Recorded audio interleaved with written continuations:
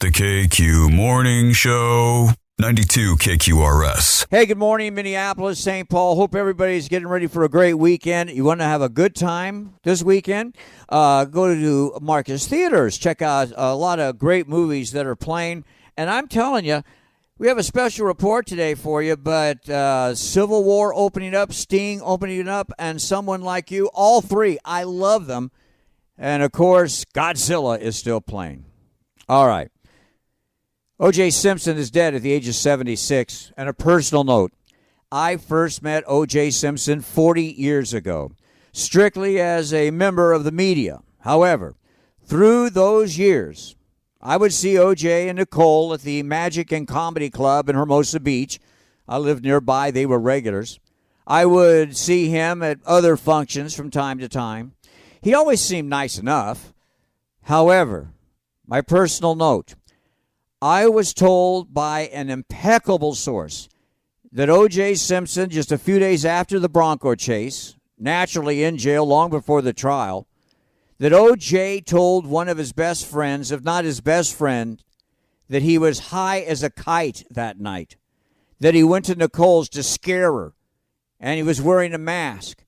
He said that he pounded on the side of Nicole's house, and Nicole came out the back door, and she had a kitchen knife. And she yelled, "O.J., I know that's you." O.J. said she came towards him, that he hit her in the face, knocked her down, and picked up the knife.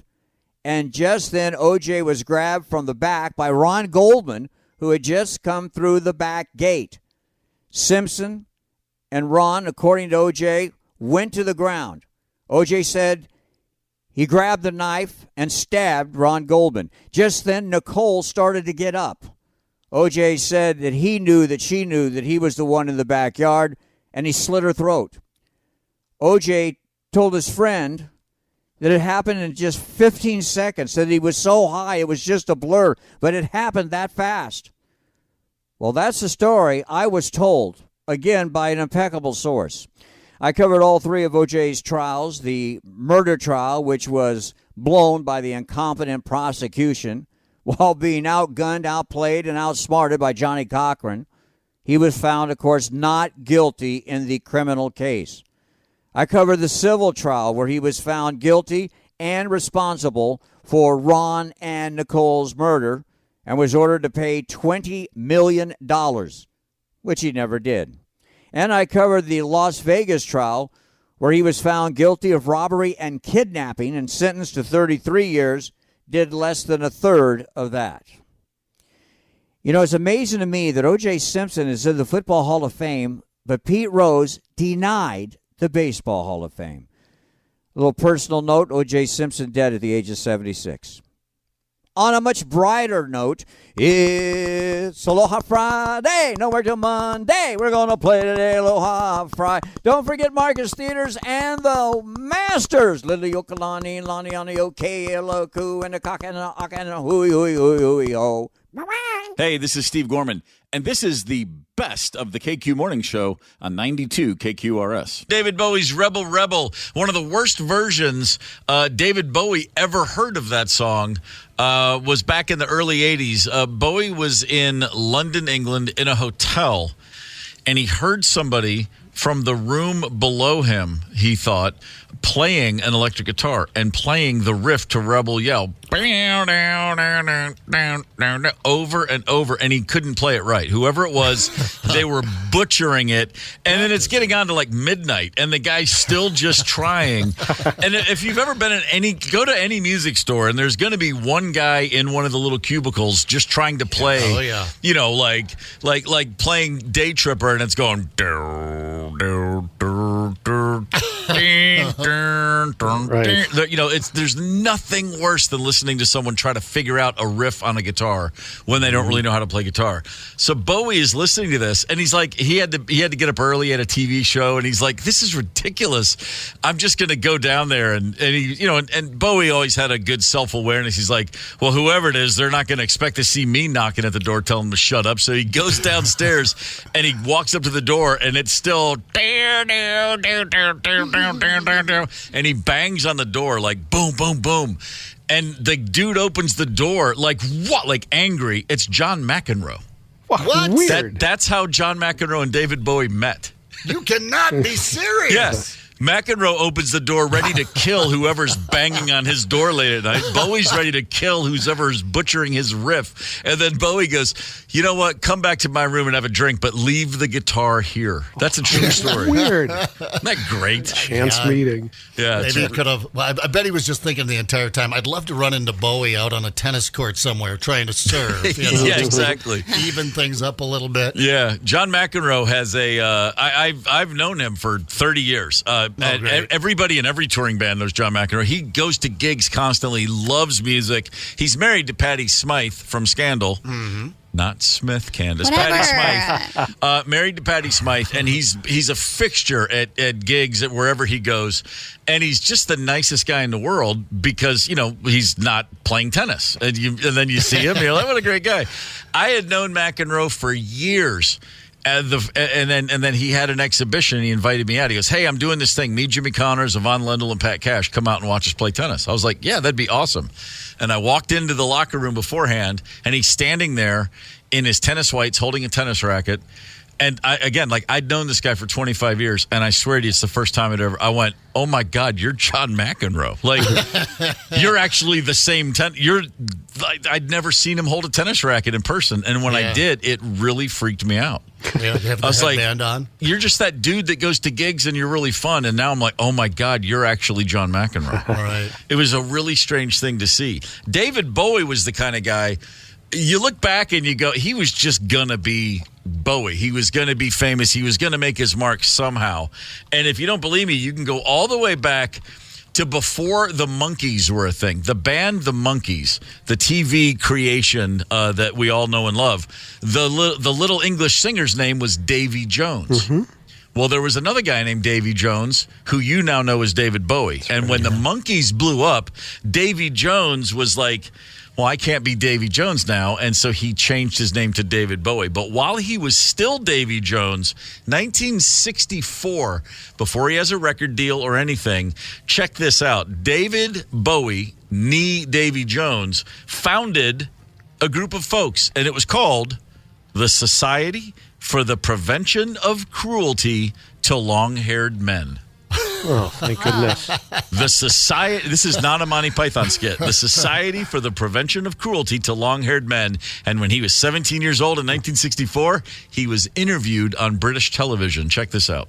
17-year-old Davy Jones has just founded the Society for the Prevention of Cruelty to Long-Haired Men. I think we're all fairly tolerant, but for the last 2 years we've had comments like darling and can I carry a handbag? I think it's just had to stop now. But does this surprise you that you get this kind of comment? Because after all, you've got really rather long hair, haven't you? We have, yes. No, I like it, and I think we all like long hair. We don't see why other people should persecute us because of it. Okay, just getting attention any way he could think of. I'm such an Anglophile, and I'm so obsessed with post-war Britain and the scene that created not just such great music, but the comedy that came out of post-war Britain. The idea that, you'd be walking down the street in 1962, 3 and 4, and some tough would go, "Can I carry a handbag, darling?" I mean, it's just so classic to me. Yeah. It's so funny. And in 1964, it was just happening, You're right. We saw the hip dad talks about the hippie thing happening here in the United States. I was like, "Dad, you ever grow your hair out?" He would just look at me. He's like, "My sideburns, let my sideburns go." But yeah, that was a shocking cultural thing. 64 was just happening. 17 years old. And if you track it down on YouTube, that interview, that clip there, you'll see he's got this wry smile on his face. Like, of course. He knows what he's doing. Yeah, and I mean, that does sound just like Monty Python, though. Like, it's amazing to think that before they were skewering the news and making fun of totally normal-sounding things, that was a real thing. Oh, David Jones has founded the Society for the Prevention of Cruelty to Long-Haired Men. Well, a journalist on BBC just delivered that story straight as a nail. The best of the KQ Morning Show on 92 KQRS. I go to the grocery store pretty regularly. Because, I like to eat food and they sell it to me. So then I take it home and I make it, and it's kind of a nice thing. It works. I was on a tear the last 5-6 years of my life. And I would always mention it, and I think I jinxed myself to. It was like a rabbit hole or a wormhole where because I would openly complain, it kept happening. This same thing at the grocery store, and that is this. I invariably, if I'm in line at the grocery store and there's one person in there with a checkbook and a pen, I'm going to be right behind that person. Oh, of course. I kid you not. I was on a roll where every third or fourth time to the grocery store, I would be behind the guy writing or the gal writing a check. And I'm just like, I get it. I mean, I'm not whatever. You want to do things the way you want to do them. It's fine.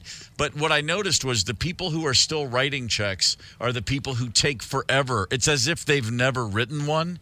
And I watch them, and it's like, now where do I put my signature? Is that it's down here, and then the number I put. Wait, hey, these are digits, and then here's letters where I write out what the number is. It's like they're reminding themselves how to write the check every time. And they wait for the total to be given, and then they reach in to take out the checkbook. They don't pre-write anything. If I were bringing a checkbook to a grocery store, I'd have it filled out before I walked in, except for the dollar amount. That'd be it. But that's just me because I'm a hell of a guy. I'm great, especially up here on my high horse. But no, I'm just constantly going, if I would just, but I can't help it. Then I have to tell someone, I was behind a check again. And then it happens again, and it happens again. It can be an incredibly annoying thing. I heard a podcast a couple years ago, and I don't even remember which podcast it was, but I was listening to an interview with a guy who'd been in prison for years, and then he was out, and they were asking him, what's it like to adjust back to normal society? And he wasn't talking about, the internet's crazy or iPhones or anything, because he'd been away for 20 years. He said you get so used to body space and how important that is to honor. And he goes, when I'm at the grocery store, because people walk up and they get right behind you in line. He goes, and it makes me nuts. And I'll say, give me a few feet. And as soon as I heard that, I noticed it. It's like, when you're in line at the grocery store, it's like if the person behind you doesn't have a cart, they will get right up on you. And it's like, yo, man, what you can take a couple steps once there's clearance. Right. And I've never been in prison, but listening to that one podcast, I turned into give me a little gap here, bud. Drives me nuts. And then the people they don't understand how big their grocery cart is, and they'll literally, I'm sorry, and they run into your ass with the cart. Like, yes. What? I'm standing still. Trying to meet you, though. That's a technique.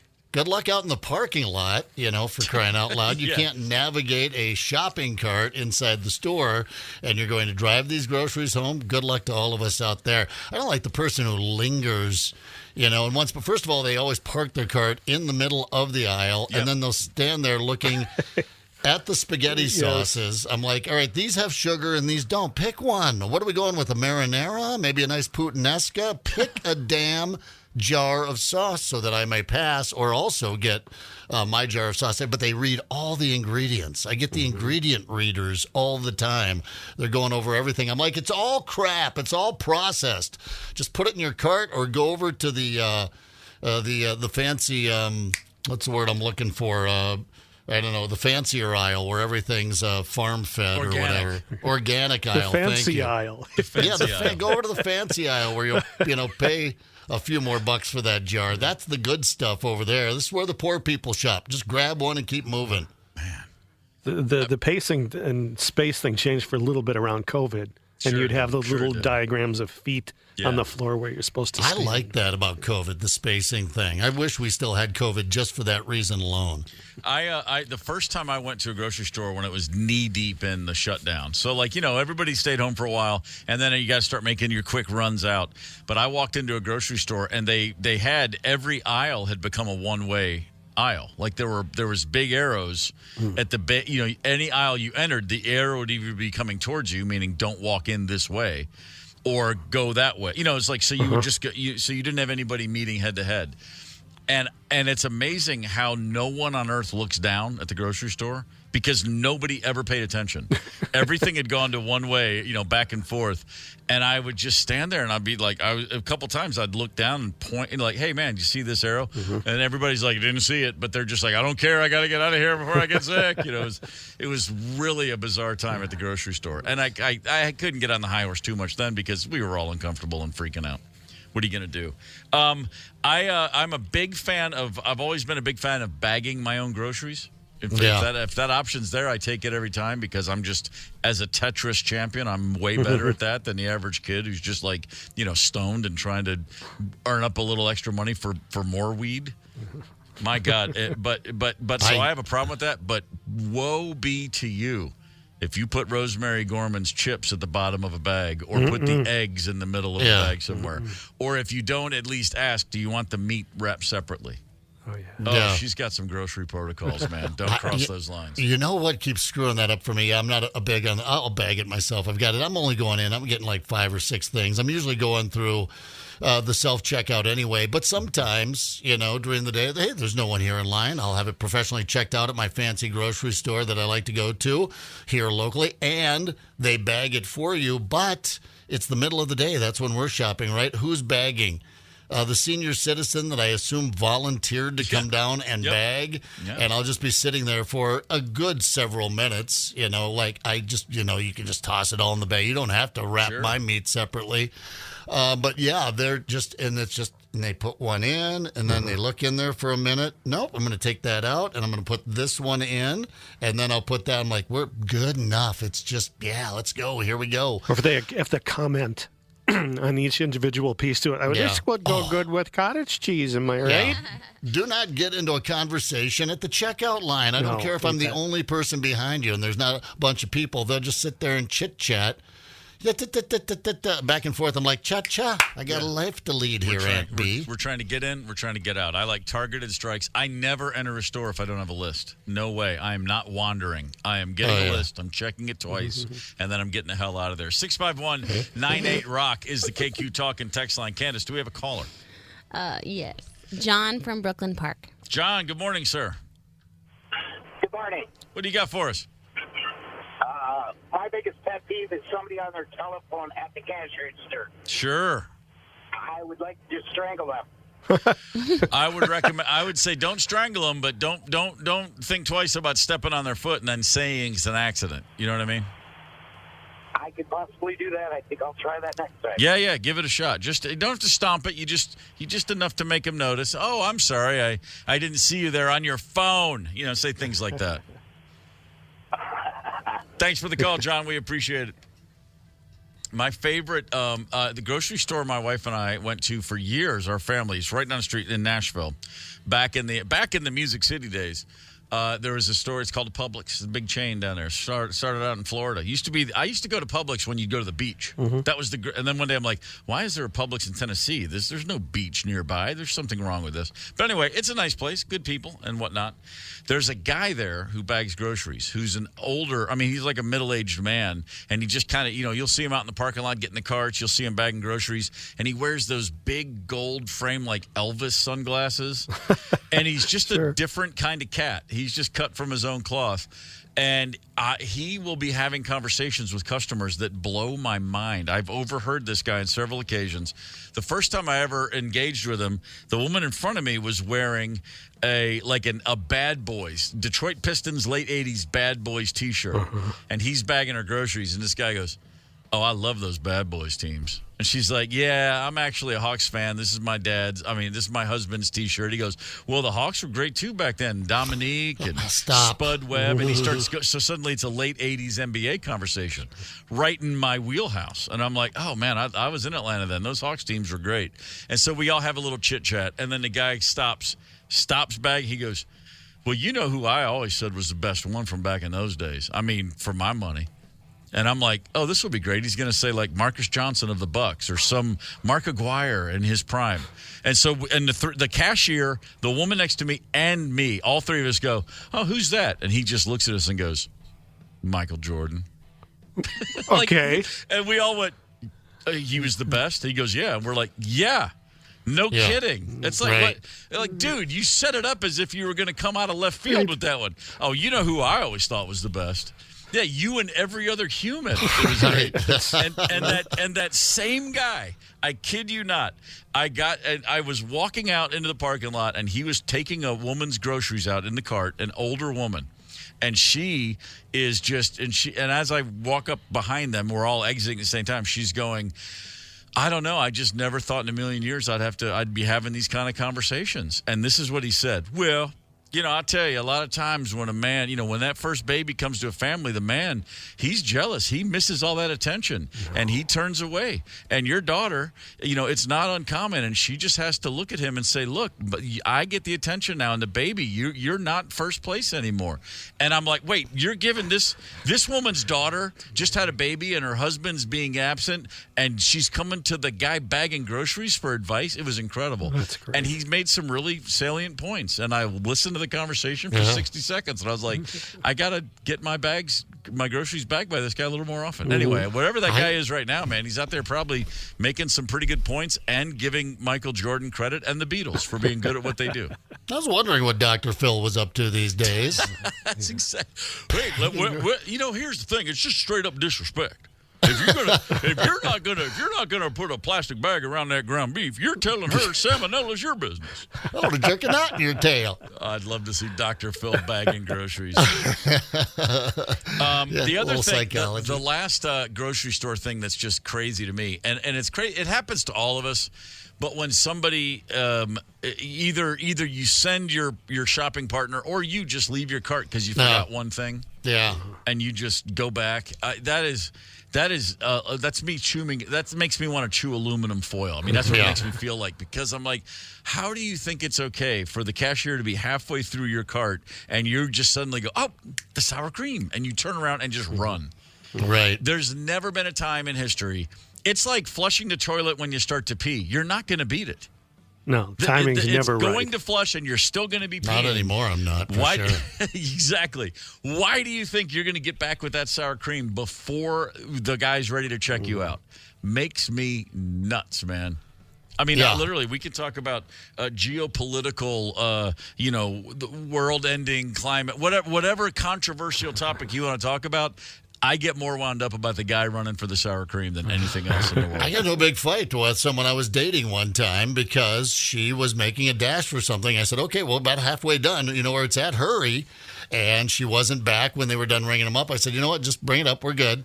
Let's get them done. I bagged it up, grabbed all my stuff. The next person in line is now checking out when she comes running back with the cheese slices.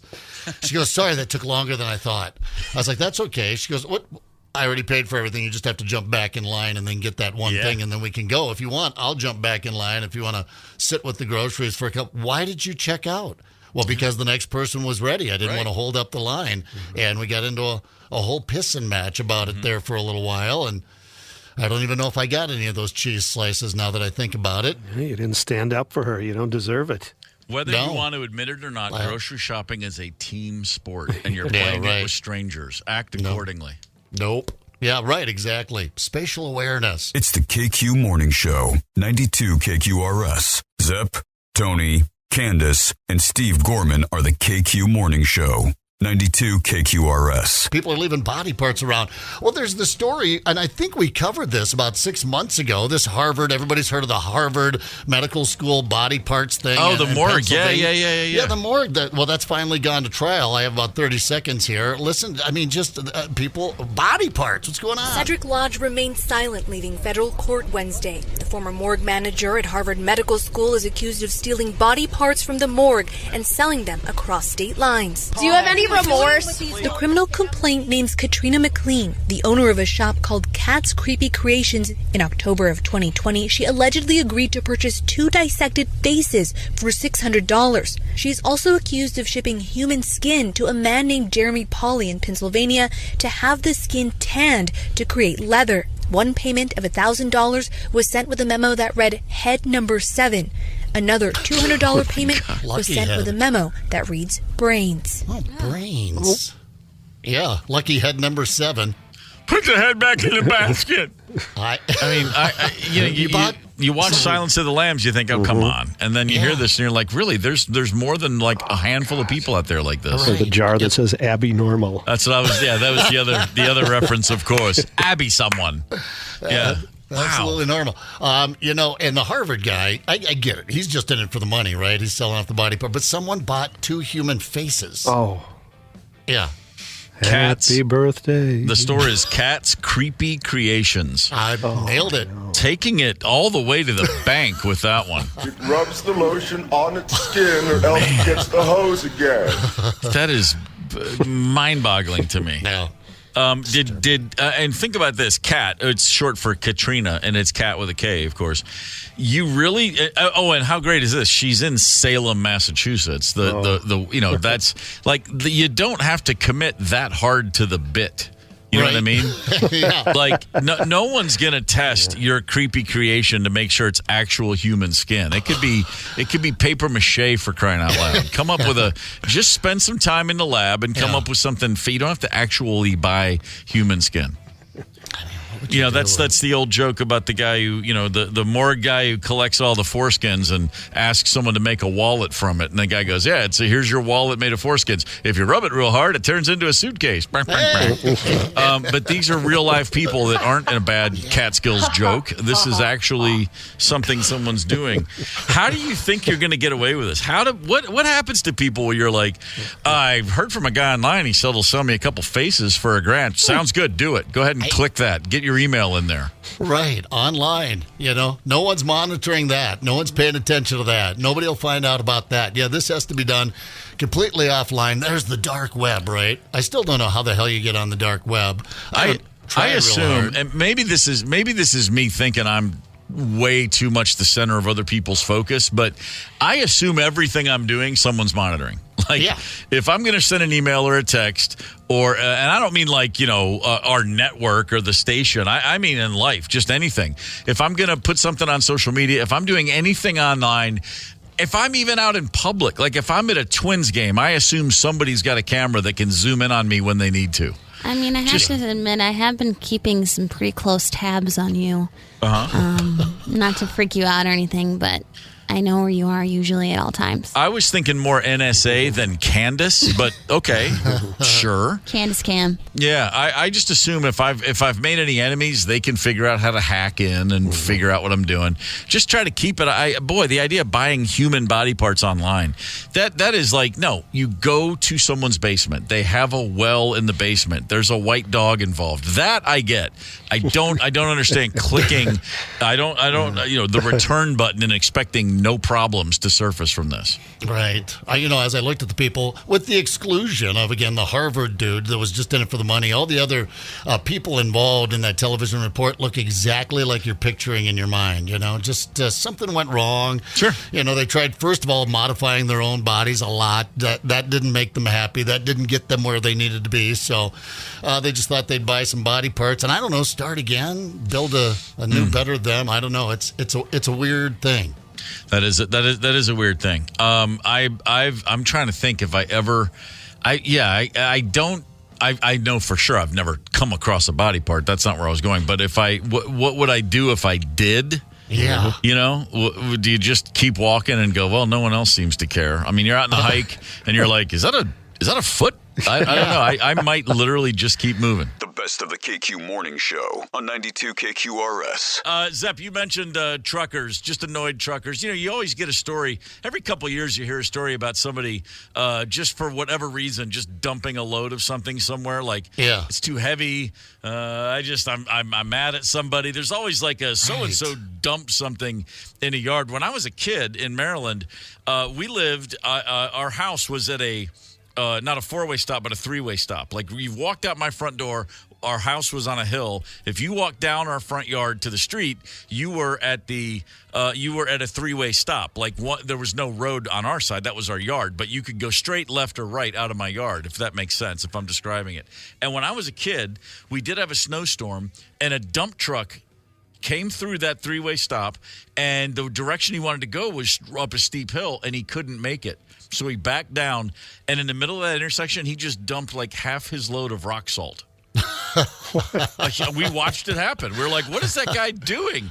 He just dumped a mountain of rock salt. And, of course, that was just an invitation. My dad, boys, let's go. Yeah. Wheelbarrow, shovels, put the gloves on. For life. We're going to need that rock salt. And we were wheelbarrowing salt up the driveway. Again, we didn't have a huge front yard, but it was a steep hill. And we were out there for like an hour just running rock salt into the garage. So we had salt for life. Like It snowed every other winter back then in Maryland, you know. I mean, these days it'd be a commodity because they get hammered in Baltimore. But in the 70s, it wasn't that common. And we just had, and like I'd bring friends over. Look at my garage. Look at that. See that in salt. So if it snows next year, we can put it on our drive. Our driveway's not going to have ice. I thought it was the coolest thing in the world. Dare anyone to eat any of it? Of course. Yeah. Yeah, you got to taste Just take one chunk, put it on your tongue. Well, a guy in Nevada woke up the other day. He did not have rock salt dumped in his yard, but this is a week ago on Monday. But he did wake up, look out, and see. I'm sorry, it wasn't at his home; it was his business. And he looked out and saw 100 pounds of sliced bread dumped on his property. 100. I mean, a loaf of bread weighs what? Not maybe a pound? Not even. Very little. 100 pounds of sliced bread. Some of the loaves were in boxes. A lot of it was loose in the plastic packaging. 100 pounds worth. Now this was a business, a funeral casket supplier, which makes me think maybe this was a message. If Luca Brasi sleeps with the fishes, what is this message? It's ominous. There's a lot. There's a lot of money in caskets. I don't know what this means. Bread. But he was confused. My man was concerned. He actually poked around the bread. Again, it's a funeral casket supplier. He thought maybe somebody had been killed and was buried in the bread somewhere. Oh, here he is, Kurt Dennis. I can't get rid of it. I don't know how to get rid of it. It's just too much. They just kind of chuckled under their breath, and it's like, oh my gosh, you know, why would that happen? They were thinking that I only talk about a little bit of bread, and I told them how much it was, and it was just they just kind of laughed. Oh, I know I can't get a hold of anybody, and I don't know what to tell you, and that was what Smith's rep told me. So some of the bread did have what looked to be a little mold on it. Eventually, my man didn't let this go. A distributor came forward, said they had contracted a driver to handle this particular route, dumped it. The driver was found, and he said, I dumped it because I was mad, quote, didn't want to go through the process of returning it. Yeah. Yeah, the driver called. Oh, here it is. The driver called a news station anonymously and said he was told dump the bread at churches and nonprofits, and if you can't find anyone to give it to, just dump it anywhere. But he wasn't being paid for it, so he said, fine, I'll do it. I'll just dump it anywhere. It's first of all, it's not a church. It's a funeral casket supply business. It's not even a funeral home. And secondly, I think the idea was to distribute it. The word dump probably was misused. It was to give it to charitable organizations that might be able to use the bread, I suppose. But yeah, he's just feeling a little lazy. Close enough. Funeral, caskets, religion, good enough. Going to dump it all here. It's becoming a bigger issue. We had the story last year of the Amazon driver that just got tired of doing his deliveries, and these people weren't getting their Amazon products, and they found out that he was simply just driving out in the country and dumping it down a steep embankment. They found hundreds and hundreds of packages at the bottom of this embankment so he could go home, I don't know, and fire up a bong and sleep all day. Or all of the businesses that are just dumping hundreds of, I don't know, yo-yos, thousands of yo-yos at some lady's door. She comes home, and what would you do? There's like 200 boxes of yo-yos in front of your home. It's we've got to do a bit more responsible in our dumping out there, I think. I can tell you this, it's not easy to get rid of hundreds of pounds of packaged bread, and I know this from personal experience. Yeah. I truly can speak to this. When I was in school, so I was a college student for a few years, which is a really loose way of saying I was on a campus and I lived in a dorm and I had a Pell Grant and I played a lot of pickup basketball. That's really what I did. Nobody has wasted an opportunity at higher education with quite the panache that I brought to the game. But my freshman year of college, this is at Western Kentucky University. Toppers will be taking on Marquette in round one of the tournament. Friday, 9:30 p.m. Central. Can't wait. But I'm at Western Kentucky. Now, Western Kentucky plays football. They're Division I now. At the time, it was like that Division II. It was the smaller thing. Nobody cared about the football team. They had half a stadium, literally. There was one. It was half a stadium. It wasn't even closed in. So this is how boring our life was. There was a game on a Saturday morning, or Saturday afternoon, as there always was. Friday night at about midnight, the phone in my dorm room rings, and it's a buddy of mine, Kevin Duffy. He was the goalie for the soccer team. He goes, dude, get to the stadium right now. I'm like, what? He goes, we're all going. Just big score. Go. That's all I heard. Big score. I don't even know what this means. But growing up in the time of Animal House, I'm always looking for something like this to happen. Mm-hmm. It might have even been later. It might have been more like 2 a.m. But anyway, about 6 dudes all turn up in the lobby of the dorm room, and we walk a quarter of a mile across campus to the stadium parking lot, the football stadium parking lot, where a bread truck was delivering the hot dog buns for the next day's football game. Apparently, it was a late-night system somebody was aware of. The truck showed up early. There was no one there to receive it. They just left pallets of hot dog buns right outside one of the gates. Uh-oh. And drove off. And near a college. And we're so I mean we're like, well, we have to take all of these hot dog buns. Now it was 5,000 or 6,000 hot dog buns. and there were on campus to help kids move in, and we lived in a dorm that was like a high rise, so there were grocery carts on hand that would help you get stuff to the elevator. We had brought groceries, so we had several grocery carts, and we just started making runs of hot dog buns. A couple guys had cars. We loaded them up. We literally smuggled like 5,000 hot dog buns into the 23rd floor of a dorm. I'm picturing all these people at the game just sitting there with a hot dog in their hand. That's exactly what it was. Yeah. They didn't have buns for the game, and you guys didn't have hot dogs. Could you even afford hot dogs? Yeah. It was like Goodfellas after the Lufthansa heist. We had to keep it quiet. Right. You know, we didn't want Kevin, the goalie of the soccer team, to start whacking us for talking. But it was like, and then so on this whole floor of a dorm, like every room you'd walk into, there's like 600 hot dog buns piled up at everyone's corner. We just all split the loot. And then it's like, well, we got to get rid of them. So for like a week, every night, it was like, it was hot dog night. Then it was fish stick on a bun night. Then it was like, we thought it was the funniest thing in the world.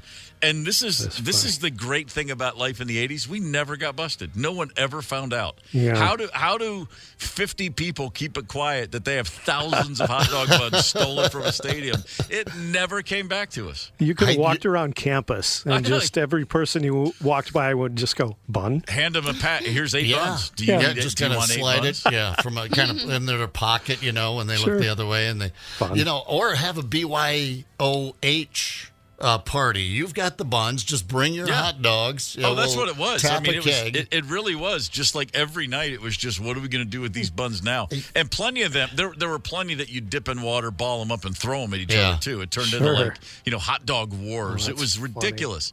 But when I look back on that, I love that story because no one really got hurt, as far as I know. Yeah. I mean, maybe some football fans were pissed they couldn't get a hot dog at the game. But I mean, it was the best kind of crimes to me are the ones that are that makes no sense.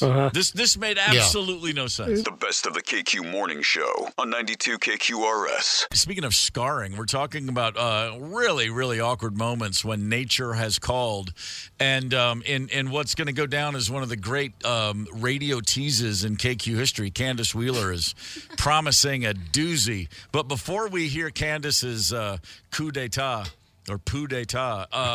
We've got a few people on hold on the KQ Talk and text line. Candace, who are we going to right now? We have Aaron from East Bethel. Aaron, good morning.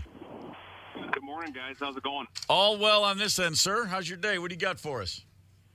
All right. So when you got to go, you got to go. We had a company get-together up in Duluth when I was working up there. And, of course, pigged out on the barbecue, and then I had to drive about an hour and a half down 35W to get back to Mora.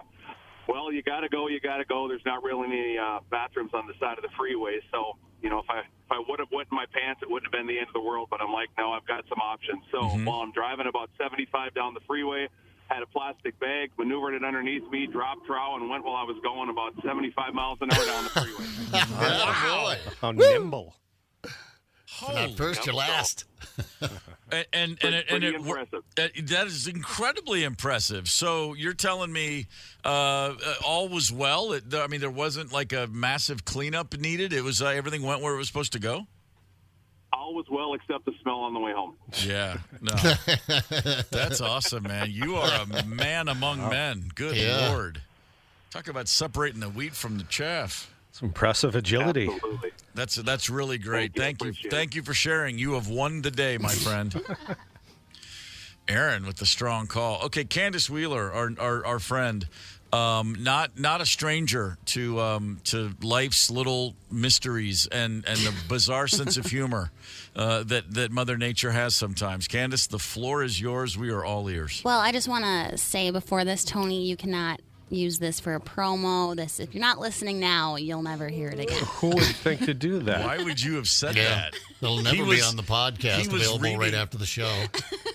Tony was over there just reading a magazine. Right. He heard you say that. Now his hands are operating all these knobs. Exactly. I don't know. They in make this it universe. there. I don't know. Italy, it's like they make it there. I don't know. Whatever.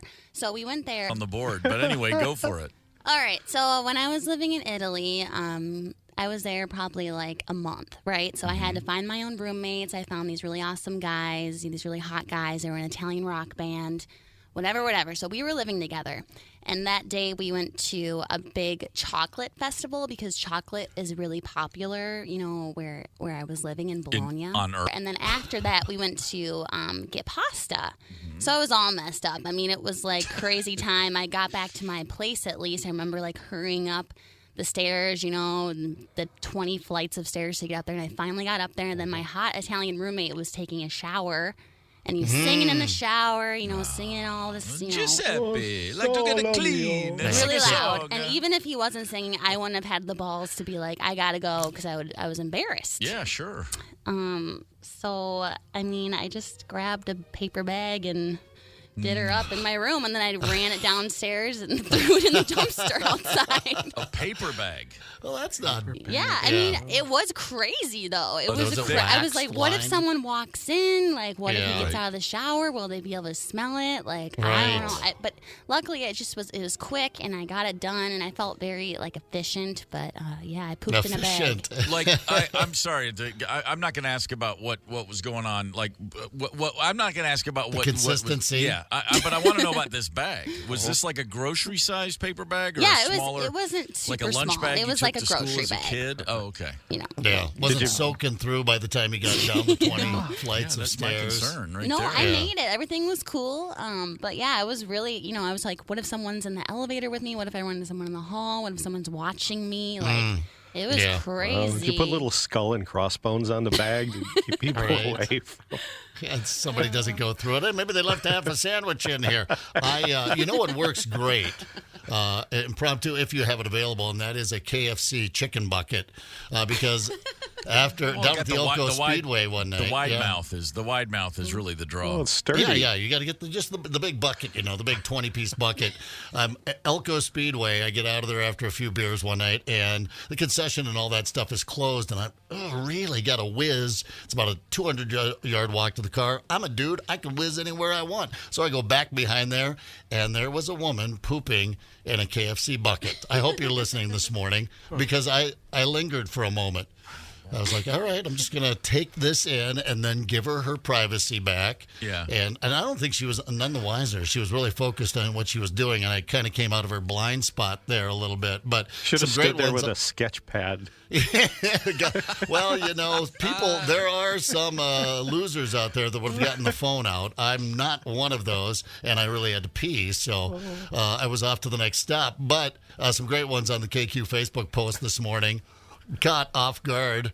Jason says, this is Jason. On the road to Negril, Jamaica last week, driver just pulled over and said, go. Jumped out of the car and went. But Matt, buddy, you owe us a phone call, 651-989-ROCK. I want to hear more about this one. Matt posted on our Facebook page, had someone go in a chair during a job interview. Oh Lord, help us. Well, yeah. All right. Was it a job interview for that orange goop that you clean up messes with in school? Was it that company? Like, let's put this to the test. I know. Job interviews can be a little nerve-wracking, but that's the back of my cable van, said Steve. Every van's a cable van. I tell you what. I was on tour in 2003 and 4 with a Welsh band called Stereophonics, and we were playing in Belfast, Northern Ireland. We had a day off. And at the hotel bar, the entire day. Like, I got up in the morning, and I'm walking through the lobby, going to go out and just take a walk and look around town, and I hear this, "Hey, Steve!" And I look over, and there's some fans.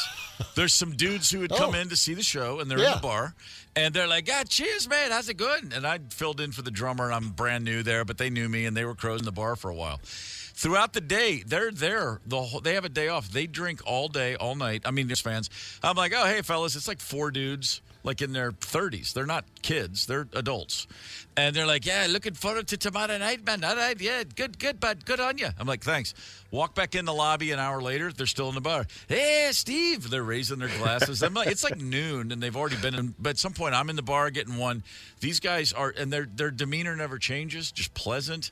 And me and a couple of the other guys with in the crew, I said, like, these guys have been there all day. They're like, oh, they come to shows all the time. We've seen them before. And at some point late in the night, the last time I see these guys, they have literally been sitting there for 12 hours. Just pints and shots for 12 hours. It's just a day off from the factory. Next morning, walk out. And there's a hotel manager. There's a bunch of staff. Everybody's outside the front doors. And there's a whole incident. Long story short, those gentlemen had soiled their room so badly, and their response to waking up just sleeping in sheets that are soaked with every manner of excrement, and they balled up all the bedding and just threw them out the windows. Oh, my. And they landed right outside the front doors of the hotel. No, nice. This was a pretty nice hotel. And they literally just threw soaked, like, crap-laden sheets out of a fourth-floor window. These were people, like, again, in their 30s. Yeah. And then they're down there talking, and, hey, yeah, you got this. I don't know what to tell you. It was a bad night. And I was just staring at these guys going, holy smokes.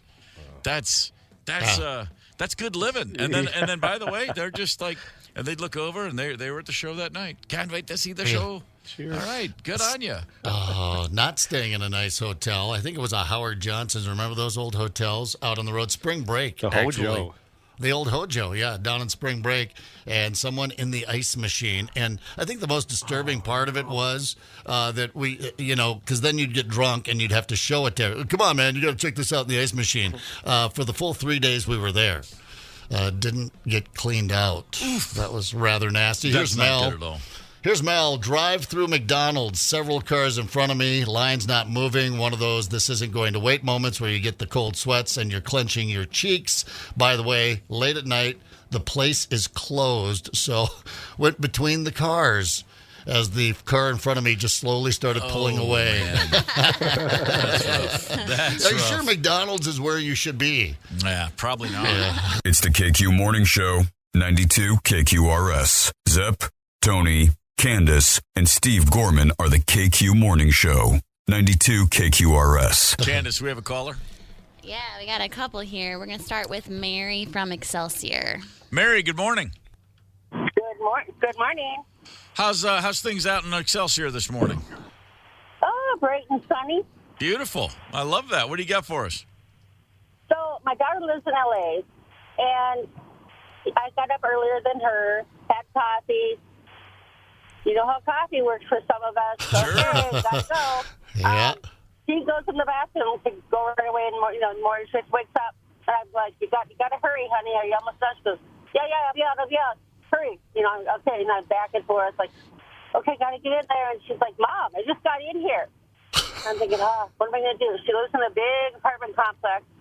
And I thought, well, there were some boxes on the balcony.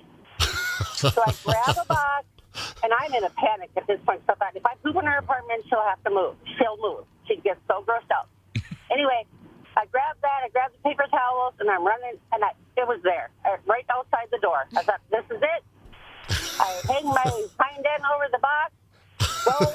Hind end. It keeps going and going and going, of course. And my knees give out, and I fall into the box of shit. Oh, my God. Yes.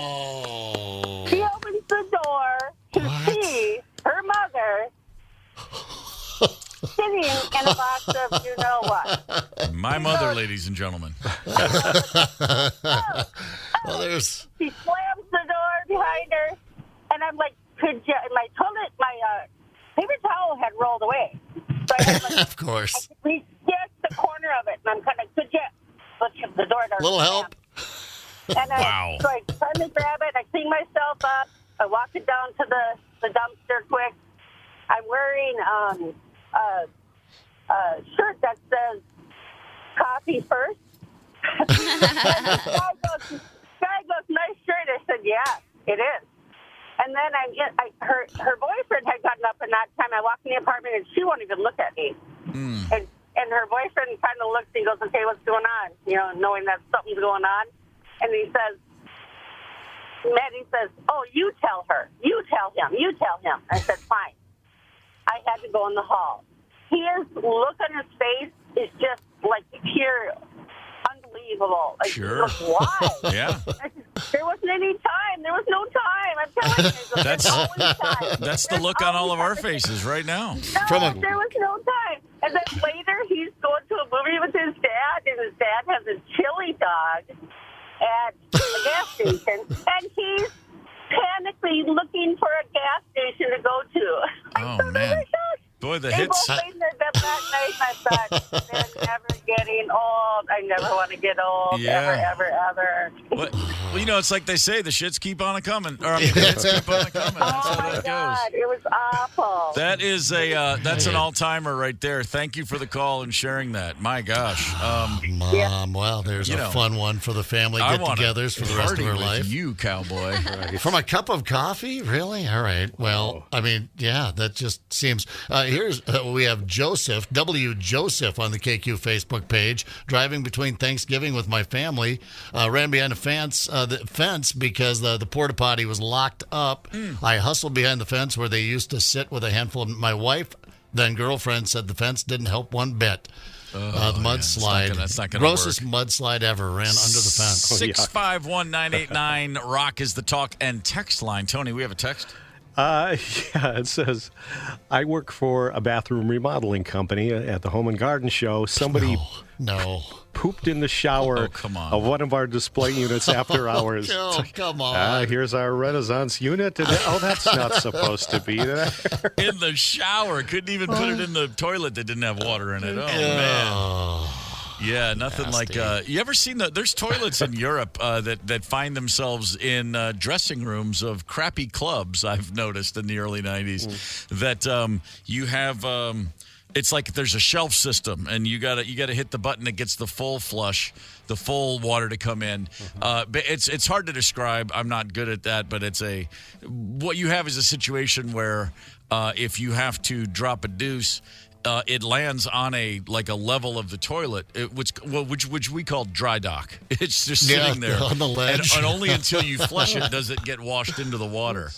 And it just immediately means the bathroom's going to reek like there's no tomorrow. Yeah. And we were like, I mean, the Dutch, my God, what they've done living below the water line in the canal system, they're geniuses at engineering, but they can't get this one figured out. It was just always mind blowing to me. Never ever made any sense. How about Lisa in the boat fishing, a walleye tournament? Well, when it's a tourney, you got to keep that jig in the water. Sometimes there's a good reason to have a hole in a boat. Candace, do we have another caller?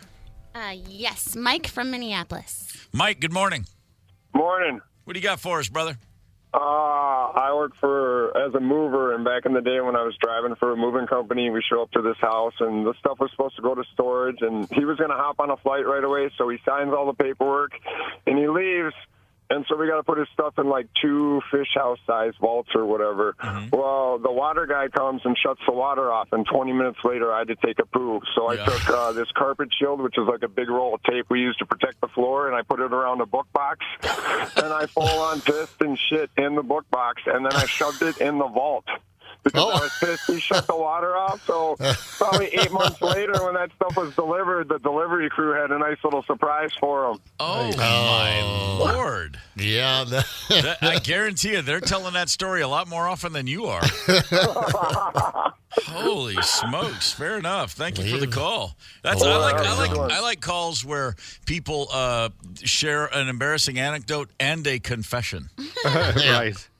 It's pretty strong, right? Yeah, there. Mine seems weak after all those calls. No, but yours is not weak because you've got A, Italy, so that's a winner. B, a lot of flights of stairs, great winner. You got a guy, in the shower singing. I'm going to assume he had like a Pavarotti level voice. Yeah, that's what I was. He's one of the great tenors of the young Italian, this renaissance of young tenors. And then you're over there in a Trader Joe's bag, just dropping, all the kids Trader off Giotti's, at school. Don't sell yourself short. Your story was right up there, huh? That's a hell of a story. Tom, you matched it. A former coworker stuck in morning traffic. He always drank coffee. Lucky for him, he had a plastic bag with. Yeah, the good old plastic bag. I used to golf on tour all the time, and our merchandiser, our T-shirt guy, Kevin Weggs, we call Wegman, so he was Weggs. Weggs and I are on a course, and he was a real stickler for golf, just etiquette, just generally the rules of the game. If you're on the green, if you step in his line, he's like, yo! I mean, he just every little thing that kind of matters, but mostly by the back nine and you're drunk, it doesn't. But he always cared. We were on a public course in Nebraska once, and we're like on the third hole, and there's two guys on the fairway next to us, and he looks up and he's like, oh, jeez, I can't believe it. I'm like, what? And he goes, look at those guys. I'm like, what? He goes, blue jeans. They're wearing jeans on the course. He's so annoyed. What kind of guy wears blue jeans on the course? Come on, tuck that shirt in. I mean, and he was he's not like a blue blood kid at all. He just thinks golf is a place where you got to play by the rules. We're on the back nine, and we see those same two guys, and their cart's over by a huge shrub, and one of those guys is squatting down, just dropping a deuce. And Weggs literally goes, he just yelled, he goes, the jeans are one thing, but you drop it on the course? What the hell is wrong with you, New York guy? He was just all freaking out. And he looks like Grizzly Adams, by the way. My guy, Weggs. Big beard, bushy hair. He's like, you make me sick. And I'm like, dude, relax. We're not anywhere near that. He's yelling this across the whole fairway at a guy who's literally not happy to be dumping in a shrub on a golf course. No, it's great. I've seen a couple of whitetails out there in the golf course. You'll look over and see the white butt back there in the trees somewhere. Oh, yeah. Hey, we got to clear the phone lines for our game show coming up. Before we do, Candace, anyone else we want to squeeze in here? Yeah, let's do one more. George from Brooklyn Park. I like the way you emphasize the word squeeze. George, what do you got for us, brother? Good morning, George. How's it going? Say, I got two stories for you. I had to call in, two for, number two. Anyway, you get the drift. So anyway, the first one is Marine Corps boot camp, summer of 1977. We're about halfway through boot camp, and as most if you want to do anything or say anything, you got to ask for permission first. Well, I had to go so goddamn bad, I just slipped into the head and didn't ask any permission. Did my business as fast as I could. Yeah.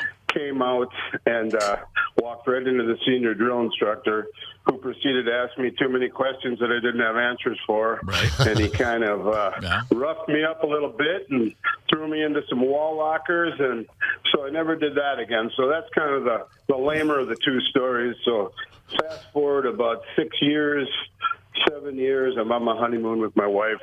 We're on a month-long honeymoon out west. We're going through Barstow, California, and we stop into the world's largest McDonald's. It must have had 15 registers, 20 registers.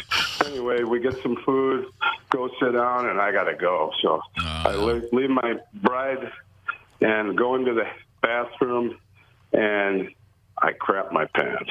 Anyway, so I managed to clean up a little bit and take my skivvies off and use those for, the cleaning instruments. And now what do I do with them? And I came out of there, and I'm like, what the hell am I going to do? Anyway, those old bathrooms that had the toilet paper or the toilet seat covers, it was like a thin piece of paper. Sure. People that were a little too shy to sit on a toilet seat, they'd put them on the toilet seat and sit down and do their business. Anyway, there was a dispenser of those right next to the toilet paper dispenser in that stall, and it was empty, and I crammed my underwear right up in there, and I just must have laughed for the whole rest of my month-long honeymoon because I thought of the poor slob that went in to clean the bathroom and just discovered that a day or two later. I like that, George. How the hell did you make it into the bathroom and then crapped your pants? Just couldn't that last 4 seconds of getting the drawers last down? Couple steps, you know what I mean? All right, sure, The closer you get, the worse you got to go. It's like Lord of the Rings. You know, the closer you get to that ring, you're holding the ring, and it's like it's so close, so close. Hey, thanks for the call, man. Thanks for the call, and thanks for bearing your soul with us. Yeah. A story that was too scary for Candace. There's a train. There's a leg. What am I missing? Let's turn it over to Michael Patterson of KCSO with this breaking news, Steve. A terrifying video circulating on social media appears to show a man carrying a severed body part of someone killed by a train in Wasco. Sheriff's officials say this happened today near the Wasco Amtrak station on G Street. Eyewitness News reporter Lena Folk has that story, but first, we do want to warn you that some of the footage is disturbing. I'm not sure from where, but he came this way, and he walked all through here, and he was waving a person's leg, and he started chewing on it over there. He was biting it, and then he was hitting it against the wall and everything. And it was a typical Friday for the construction workers laying down concrete outside the Amtrak station in Wasco until they saw a horrifying sight. He's eating it. Hey, ¿se la está comiendo? You are looking at what a witness says is a man eating a detached leg. The detached leg came from a person hit by a train near the Wasco Amtrak. All right, I mean, we can duck out of it. The story goes on for several minutes, and it doesn't get, running it right off the internet. So the audio was a little low. I apologize, but you get the gist of it. Doesn't really go anywhere from there. But yeah, someone out of their mind, clearly, probably appears to be homeless, and I'm sure a fair amount of mental... what's the word I'm looking for? Just a bit nuts, really, I suppose. Mental disability. Lack of mental acuity.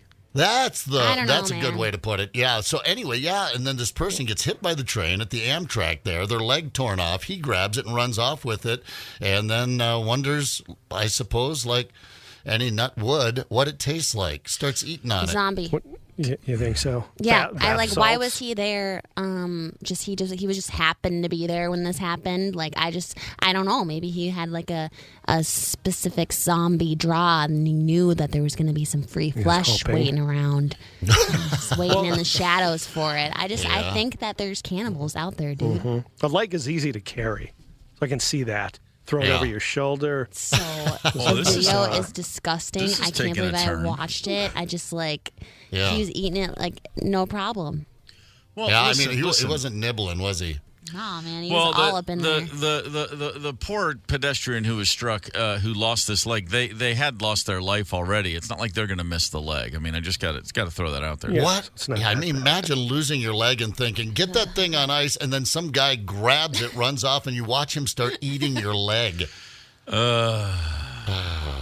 I don't know, man. I think there's cannibals out there. I'm just going to say it out loud now. Yeah. There could be, sure. Well, yeah, I mean, there are. We see enough. But so scary. A couple times a year, you see a story usually involving the words bath salts and Florida, but this time it's California and Amtrak. Yeah, and it does say in the story that he was arrested, this guy Tellez, Tellez, without incident on multiple outstanding warrants. So maybe it just wasn't a mentally ill vagrant. Maybe he's, just a mentally ill career criminal. But yeah, this is, you got to be on something, right? I mean, you can't just be plain crazy. You've got to be on something and a fair amount of crazy, I think. It's a hungry man dinner. How do you handle a hungry man? Oh, the manhandlers. Yeah, boy, that reminds me of some beef and barley soup and bean with bacon. Oh, man. Come on. As long as you're talking about chewing human limbs, let's talk about good, hearty soups. You know? It's funny because, I've got a couple people. What do you call them? Oh, my wife and my son. And if you're sitting at the table eating, this happened a couple weeks ago. We're sitting around, and then Chauncey's like, I got to go outside. Like right now, I take him outside. He does his business, and I come back in, and as I'm wont to do, I just make the announcement, oh, he had a big poo. And my son looks, he goes, I'm trying to eat. And I'm like, yeah. You still can. I'm like, you don't have to let that. You don't have to sit there and contemplate what the poo looked like, smelled like, or would then taste like on your plate. It's just information. Didn't throw the doggy bag on the table of poo. I didn't realize it was that big a deal. But that's something I've heard from my wife a million times. She's like, we could be sitting there like, let's just order a pizza, and we'll sit there and we're on the couch and we're just having dinner right there, and then I'm flipping channels and I'm like, hey, Dr. Pimple Popper. She's like, oh my God, I'm trying to eat. I'm like, well, there's a disconnect. Eat, enjoy your food, look at the gross stuff. It doesn't mean the same thing. Granted. But see, but the point is, it would be different were I sitting in front of the TV with a nice meal, with the aforementioned bean with bacon soup or a slice of pizza, and I saw a guy gnawing a leg. I might that might be enough. That's enough to stop. The calf is pretty meaty. Stop! I mean, it is probably the best cut, really. Oh, my God. So freaky. Like, why was he, how was he, he was just there. He was lurking. Like, he could sense, like, the blood and, like, I hope that the person who unfortunately gave his leg so we could have this conversation, I hope they ate healthy. Yeah, right. A good piece of meat. Yeah, sure. You don't want it to be all sick. Like sinewy and chewy, ropey. You don't want that. So Steve Gorman, if we were stuck in a situation like on an island and I died and you were alive, would you eat my leg to survive? Yeah, that's probably about where I'd start. Sure. For real? You got big, strong legs. Wait, if it's a matter of life or death? Yeah, I would die. I would never ever. I would just die. I don't think so. I don't know that that's true. I think if it's life or death, and you recognize I can continue on with my life with a bizarre memory, to be sure, but I'm going to have to eat Steve's foot. I think you'd be. I mean, I'm not saying I'd snuff the life out of you to get to that leg. I would let nature have already taken its course. Maybe, but the point is just, come on. When you're in that situation, you never know. I don't think that was the situation with this guy at the Amtrak. I think, like you said, he's just a cannibal looking for an easy meal. But if it's you and me, and we're on that far side deserted island with one palm tree, and there's just a room for two of us, and you're gone, and I'm like, and I hear there's someone coming in 7 days. I'm sorry. I'm gonna let's get a fire going. I'm gonna have to check out some of this. Maybe I'd start with those feet. You always were kind of worried about your feet. I'll tell you what. If you do ingest meat, you're gonna some things are gonna happen to you. You're gonna start turning. Oh my God. A little creepy, a little weird. You're gonna start talking weird. Gonna get all Candace-y. Yeah. There he goes. He got a belly full and he got kooky. I think I'm sure.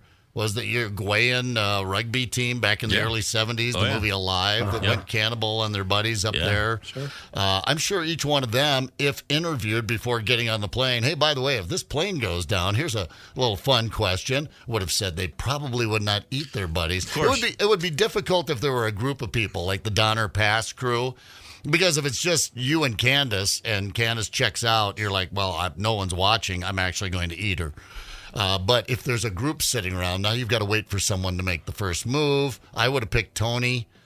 Once Tony starts eating, then I'm like, all right, I'm in. He's kind of like the Mikey with the Life cereal. Like the host at the table. Well, yes, exactly. Yeah, you think, well, if Tony's doing it, how bad can it be? That's whereas Zepp, if you pull out a knife and fork, everyone's like, of course, look at it. He couldn't wait. Right. Called it, Zepp. Yeah, I saw you. Zepp, she's not dead, dude. Before I've seen you guys check out my feet before. And well, you mention them so salivating. often. Yeah. It's because you mention them on a fairly regular basis, and we tell you all the time, no, you have lovely feet, and then you argue with us, and you say, no, they're terrible, but then it turns into, when you leave the room, but I bet they taste great. Yes, that's the conversation we have on a regular basis, Cholula Candace. sauce solves that problem.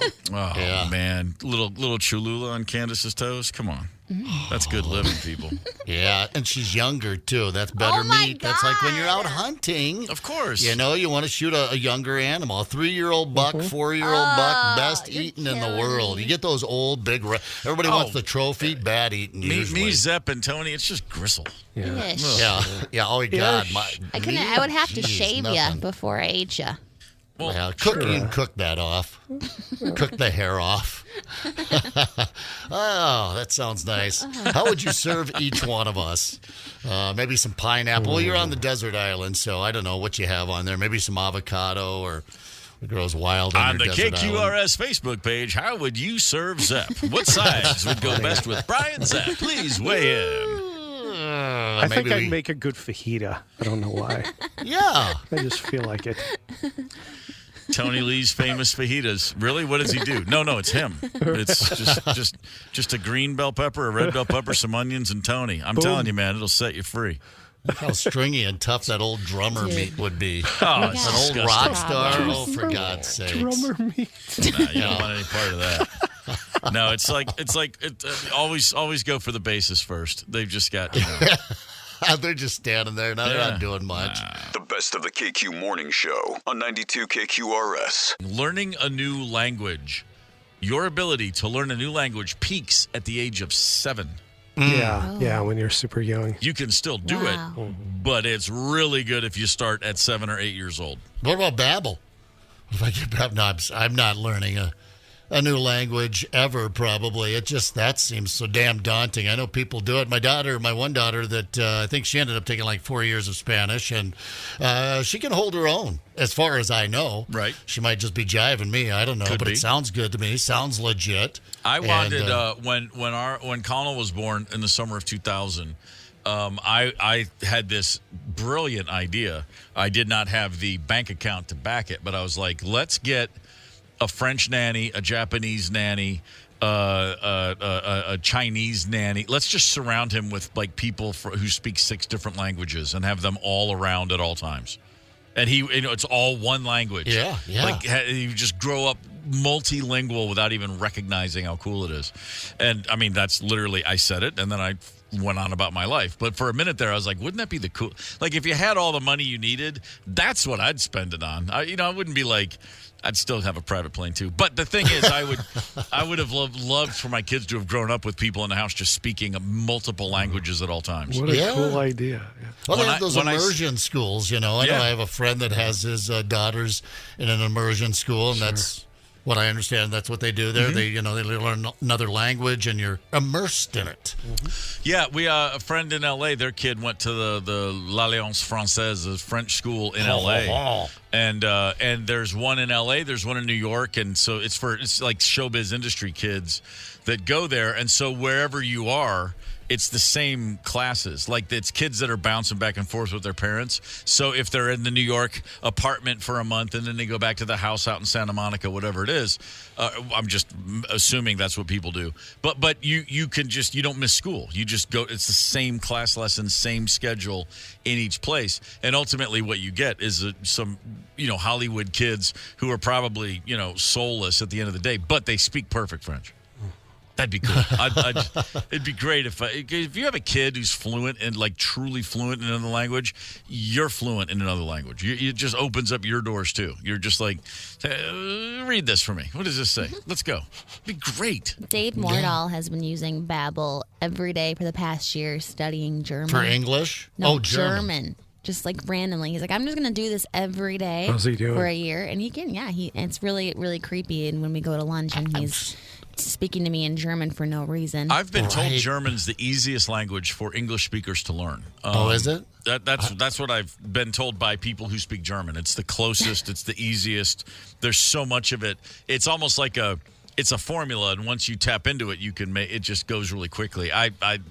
I don't know how you can possibly learn German and speak German without completely just doing German shtick at all times. It was just, I would never stop just running shtick if I could speak German. Right? No kidding. I thought you could with that accent. It was so spot on. I'm just waiting for you to trip into, your fluent German. Although with Mordahl, I'm thinking about it now. He's got that gravel in his voice, from all those years of lighting him up. But he's got the gravel in his voice, and he's always got that smart. It's hard for him, I would think, to be sincere sincere, because even if he's being sincere, you're like, what do you mean? Are you messing with me, man? Mm-hmm. No, I'm being sincere. That's a good line, Zip. Like, what do you mean? Like it was really bad? So him speaking German, that kind of fascinates me. When he gets it down, something down, maybe a couple of jokes, we had to have him call in, Candace, and lay some German on us. I'm all for it. That sounds great. Science, this is by the way, this thing I'm talking about, best age to do certain things. It's a bunch of scientific studies. So they determine learning a language, 7 or 8. That's when your ability, you can learn anytime, but it peaks. It's at its greatest moment, 7 or 8. The ability to remember people's names, really strong when you're about 22 years old. Which would explain why I'm terrible at it right now. Right when 22, you're networking. Yeah, right. The networking gene kicks in at 22. Yeah, I didn't care at 22, too much attitude. But now, at some point in my career, we get to meet a few people. We're lucky enough. We go out and do the boat trips. We got them coming up again this summer. I'd love to we run into a lot of the same people, but only on a yearly and annual basis. And I'd love to do a little better remembering names, but I understand that would take some effort, and I'm well past 22. Remembering people's faces peaks at about 31 years old.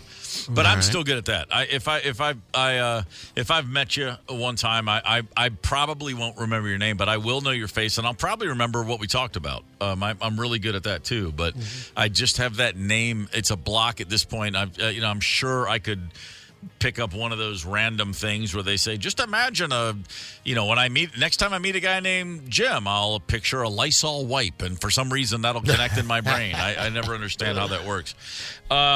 Doing math in your head peaks around 50 years old. That's when you're the best at doing math in your head.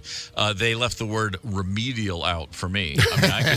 I can add single and double digit numbers. If you want me to add 113 and 257, give me a minute. Okay, it's gonna take a hot second. It just takes me as long as it takes to open up the app on my phone. There you go. I have a smartphone now. I don't have to do math. In fact, I don't even have to open up the app. I can just ask Siri. She'll just spit it out for me. She's brilliant. What a world. She's the best to be in a relationship with. I love her. Well, listen, she just put out. She's always she's always going to be there for you, Zep. Never question that. No. It's the KQ Morning Show. 92 KQRS. Zep, Tony, Candace, and Steve Gorman are the KQ Morning Show. 92 KQRS. I saw AC/DC for the first time in 1988, and I went with a buddy named Len. Lenny was a co-worker at a pizza joint with me, and he was covered in tattoos at a time when not too many people were. And he was a skinhead. Now, the group of skinheads that were like peace, love, and hippie, but skinhead, not the white supremacist skinhead guys. There was two different skinhead factions back in the day in Atlanta, and he was the sweetheart skinhead guy. And he loved AC/DC, but when they played TNT, he was so excited because of the oi part, because skinheads love to go oi, oi, and so he was oi. Oi! And he was losing his mind, and he had just gotten a tattoo on his neck, right there on his neck, it looked like a razor blade, like cutting into his neck and dripping blood. Yikes. And I said, Len, what the hell is that? He goes, that's just my personal guarantee that I will always work in the food service industry. Which funny. I thought was pretty funny. He's like, I'm just going to be slicing pizzas till the day I die. But as it was a new tattoo, he was putting like Noxzema or something on it constantly, whatever you would put on a new tattoo. Yeah. And so my shtick, which I thought was hilarious and no one else laughed, I kept going, instead of oi, I would go, ointment, ointment, as he was touching himself up. I always go, hey, Len, that's ointment, mate, ointment.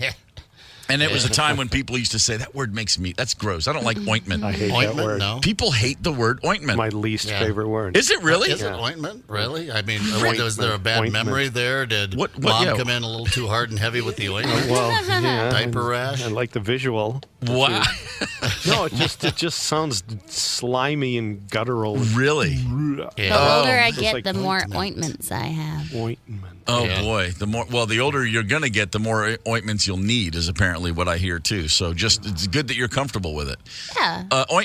When I hear ointment, I think of things in like a mechanical sense. Like, I know WD-40 is not technically an ointment, but that's where my brain goes. I think about like the word lubrication to me. I think of oil, like motor oil commercials. If you love it, lube it. Yeah, that's kind of it. But so ointments never bother me. But there are a bunch of words that tend to freak people out. What the word? Okay, squirt. Does the word squirt bug anybody? I Used to be my favorite soda when I was a kid. Remember that bottle, the green bottle, and it was ribbed? Yeah. It was awesome. Ribbed is another word people can be like, oh, God. Don't like ribbed? Yeah. For your pleasure. Yeah, exactly.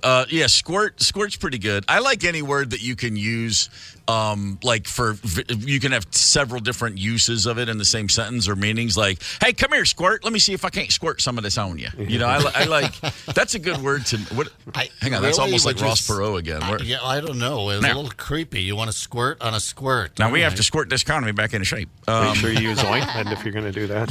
Let me squirt some of this ointment on you. Man, yeah, that's a good one. How about the one that always comes up people hate is moist.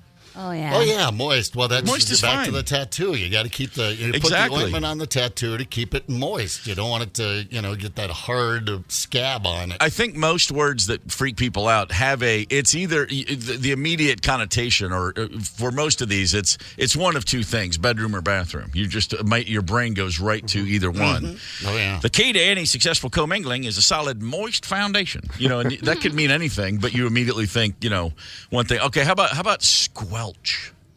Why? I don't get it. Doesn't come up a lot. Yeah, no, squelch doesn't, but it's not in that category of moist, secrete, Oh, secrete. That's a Now, it's no secret that I like to secrete things. Slowly and in a perfect world, kind of painfully. Secrete. Yeah, secretion. Ooh, I knew a girl in college. Her name was Lucretia, and so of course she was Secretia. Her name was Lucretia. Lucretia McEvil. Yeah. What? Huh? Seriously? It's a song. Oh, I don't know what that is. Lucretia McEvil. I've never heard of it. Lucretia McEvil. Maybe I have heard it and didn't know what they were saying. This will be in Lyrics and Lies today at 8 o'clock. Wow. This woman's name was Lucretia Lawrence, and so, of course, we called her Secretia Larry. That's just how that's just how she was so happy. Of course, yeah. What are you kidding? No, we're not going to backtalk. We're not going to talk behind someone's back. Oh, that's my favorite thing to do. So secrete and squelch right there on top. Yeah, you boys are going to have to squelch some of these desires you're experiencing now. And I knock them out, and just right there at the tip, tie it off. One of my favorite words to use in a connotation people aren't expecting is flaccid. Because when you say flaccid or when you hear flaccid, there's one use that really you've ever used that you are. Everyone's thought immediately goes to, well, that's if I've ever seen one flaccid penis, that's it. I mean, that's right where you go. Yeah. I like to describe bands, or I'll be like, band's kind of flaccid. I don't like the new rhythm section. I just like to throw, that performance. It's a little flaccid, because anytime you use the word flaccid about anything other than someone's manhood, you get a response. People, wait, what? Right. I mean, it takes you right. That's where our mind goes. It's like yeast. We're not talking about bacon bread, are we? Right? Oh, you know what? If you say yeast, everybody goes to the yeast is my ointment. Yeast is my ointment. Really? I didn't realize it until you just said it. Yeast. Yeah, the first time I ever understood a different use for that word other than baking bread, I must have seen an image in a biology book or something. But I literally it's like it makes me get a little tense. Yeast. I'm gonna try and get a bunch of these words in just like a single sentence. I have a chunk of coagulated yeast stuck in my panty crevice. Coagulated. Like do not squelch my flaccid attempt at a moist squirt. Oh, my God. The first time I successfully coagulated was, of course, in the backseat of a Datsun 210. And let me tell you, nothing speaks to the power, to the willpower, and not to mention flexibility of a couple in their teens. Have you seen a Datsun 210 lately? I know. Not a lot of space. The best of the KQ Morning Show on 92 KQRS. Ranker.com is a website where they ask you to rank things. People vote in on all manner of subjects. The greatest comedy films of all time is a poll that's happening right now. And boy, there's some real surprises on this list, but not as many as I would have expected, actually, now that I'm looking down it. The number one comedy, according to Ranker.com, is Blazing Saddles. My knee-jerk reaction is I always preferred Young Frankenstein. Yeah, but the definitely. more I think back, Blazing Saddles also had far more of a there were more just absurdities about life in modern America that they were putting into the cowboy theme. Mm-hmm. There was a little bit more. There was more about. There was race relations. There was male-female relations. There was all sorts of things, and it is hysterically funny. I think, simply put, though, the fart scene is what puts it over the top in most people's minds. Yeah, it was kind of a cultural shift. I remember going to see that with a bunch of buddies and parents. Yeah. And everybody was just crying, laughing, and just stunned. I'd never seen anything like that. I heard about that fart scene. So it was released in 1974. So I'm 8 or turning 9. And I heard about the fart scene for months. I mean, it was just something everybody was aware of, whether you'd seen the movie or not. And then when I finally got to watch the movie and it was probably 3 years later, it came on like cable or something. I mean, it was well past the point. Like, I saw Young Frankenstein in the theater in 75, but I'd never seen Blazing Saddles. When I finally did, after the buildup of waiting and hearing about it and being told about it, it still over-delivered. It was probably the hardest I'd ever laughed in my life up to that point. And, you can say to yourself, well, how funny can a fart be? Well, a fart's kind of funny, but 16,000 farts in about 90 seconds, that's real high comedy. Make no mistake about that. So Blazing Saddles, number 1. Candace, are you a fan of the film Blazing Saddles? Never seen it. I knew that. You hadn't said a word, and I was like, this poor child has never seen Blazing Saddles. Help me, I'm poor. It's great. Oh, my God, it's great. I'll give you $3 to watch it. Okay. You see a horse getting punched in the face. No. By an NFL legend. Oh. Yeah. Oh, so that changes it. Yeah. Number 2 on this list, and here's my first. You gotta be kidding me. Oh, hang on. I'm sorry. I just gotta play a little. There we go. That's my number 1. Let's see. You haven't lived until you've watched a bunch of cowboys around the campfire. Having beans, of course. Oh, my God. It just goes on forever. Just imagine, how great were the 70s? Just movie theaters packed with adults howling at that scene right there. Oh, I didn't know. I thought that was a segue to Dumb and Dumber. No. If anything, Dumb and Dumber, is that on this list? No, that's it's like not. one of my, I would say, like, as far as comedies go of all time, that's pretty up there. Dumb and Dumber? Yeah. Good moments, to be sure. Number 2 on this list, National Lampoon's Christmas Vacation. No. I'm sorry. I wouldn't put it number 2. I none of the vacation films to me would make the top list. I mean, they're fine. They're kind of funny. But especially that one. I always think the first one's the best. What am I missing on Christmas Vacation? Because nothing comes to mind. I guess there were some iconic moments along the way. The less said, the better, apparently. Number 3, Airplane. Yes, absolutely. Because when Airplane was released in 1980, I can just tell you that was a conversation for weeks. And I saw Airplane the day it was released. Miraculously, it came to my small town. My brother and I still remember this very clearly. A Friday afternoon, it's in the summer, and we're just watching whatever we're watching at like 3 o'clock. And this commercial comes on for this new movie, Airplane. And the 30-second trailer, right away, we're laughing, going, oh, my God, that looks insane. And then we got an afternoon newspaper in our little town. I opened the paper, and I go, oh, my God, Airplane's here tonight. It had just opened, and we went to see it, and I was physically ill from laughing at the end of that movie. I'd never seen anything like it. And I can put Airplane on right now, and any moment in the movie, if I turn it on, I just sit there and stare at the TV. That's another one, too, that was just a universal experience that everybody had. And just correct it because of the absurdity. The 2 comedies that came out like in the 80s that I saw, in the first week Airplane was released, I think I saw it 3 times. And the same with Pee-wee's Big Adventure. Oh, Pee-wee. I went back, it just kept going back, just out loud laughing. The theater itself just insane amounts of laughter. Number 4 on the list, Monty Python and the Holy Grail. Yes, I will endorse that heartily.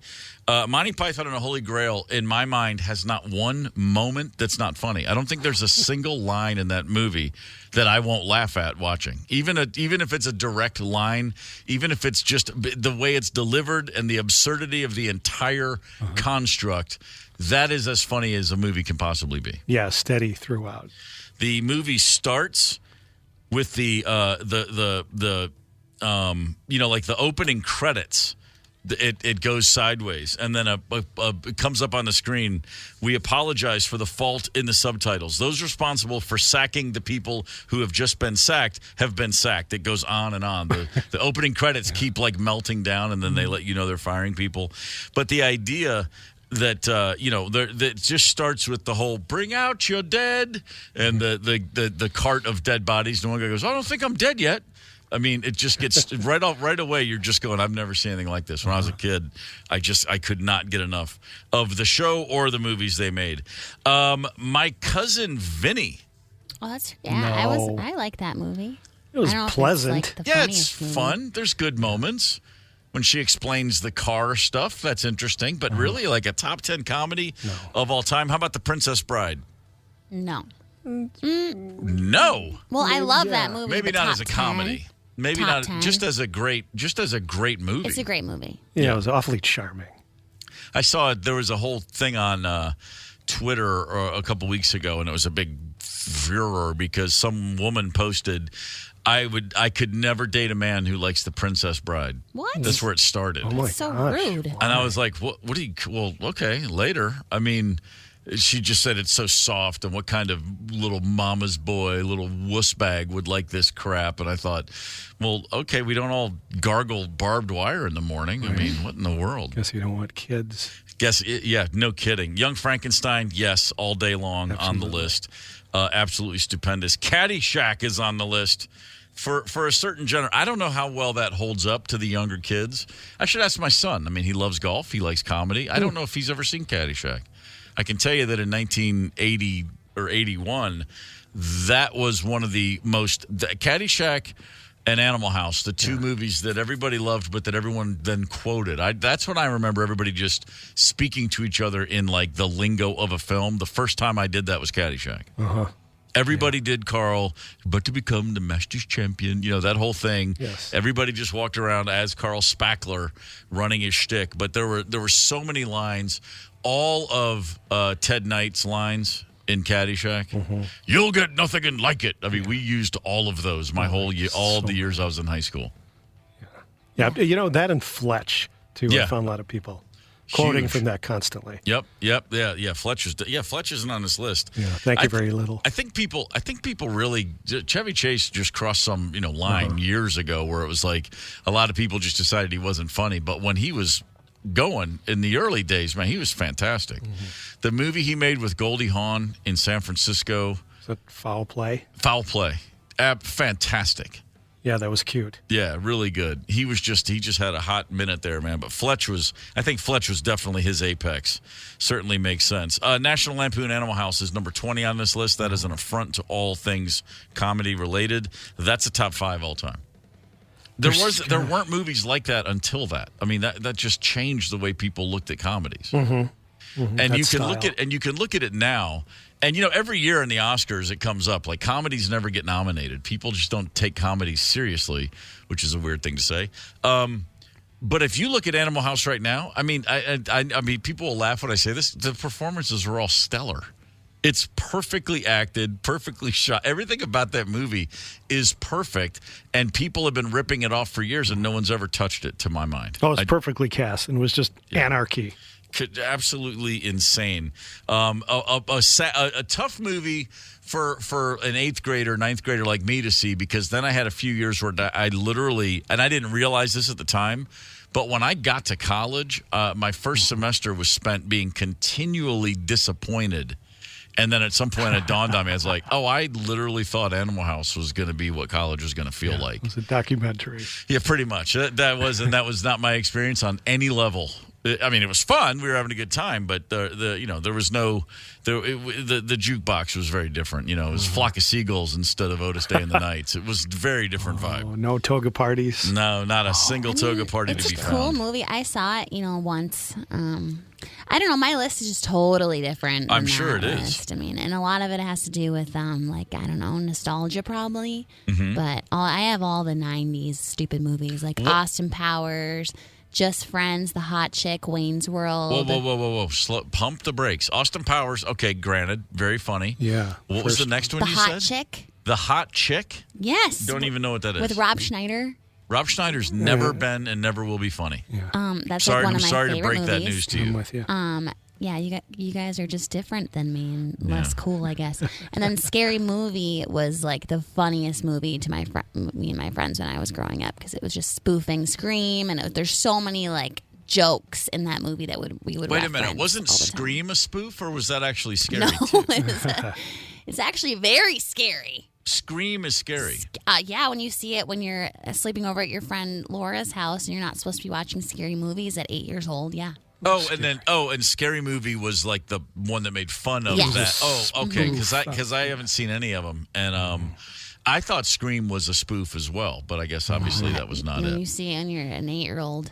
But what is Scream? That's Drew Barrymore, right? Yeah. Okay, so I do know what it is, but I just didn't know what. I mean, I know of it. I just didn't know what it was. And then, so what else? So the hot chick, Wayne's World. Wayne's World. Okay, Wayne's World's really funny. Sure, good moments. Mr. Deeds is my favorite Adam Sandler movie.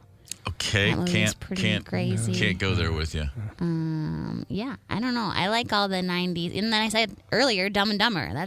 That's a classic. You guys are crazy if you don't like Dumb and Dumber. How about Hot Shots with Charlie Sheen?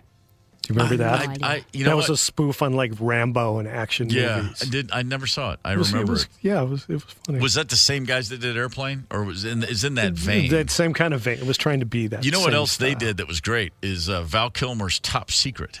Yeah, Top Remember Secret that? was good. Really good. Mhm.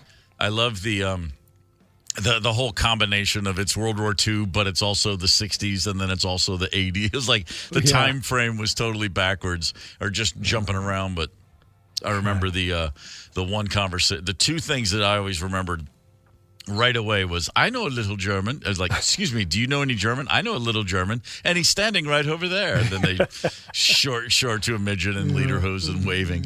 And then the other one was, actually, now that I'm saying that, it's all coming back to me. But just all the French resistance fighters, their names. And they were all like, the large black guy was Chocolate Mousse, of course. The one guy goes, this is Deja Vu. And the guy named Deja Vu goes, have we not met before? Yeah. Just that whole list of the French guys' names. But Val Kilmer, just a sterling performance, as per usual. Full commitment from Val. He was cool. The best of the KQ Morning Show on 92 KQRS. Mike Lester is on the horn with us right now. Mike, good morning, sir. What's cooking? How are you? Good morning to you. That pie sounds good. It does sound good. Are you a pie guy? You got a sweet tooth? Give me any sort of sweet. I mean, I gotta get it in now. You know.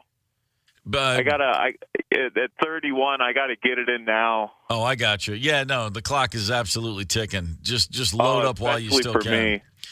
Especially for me. Yeah. Any particular reason you feel the clock's ticking, especially for you?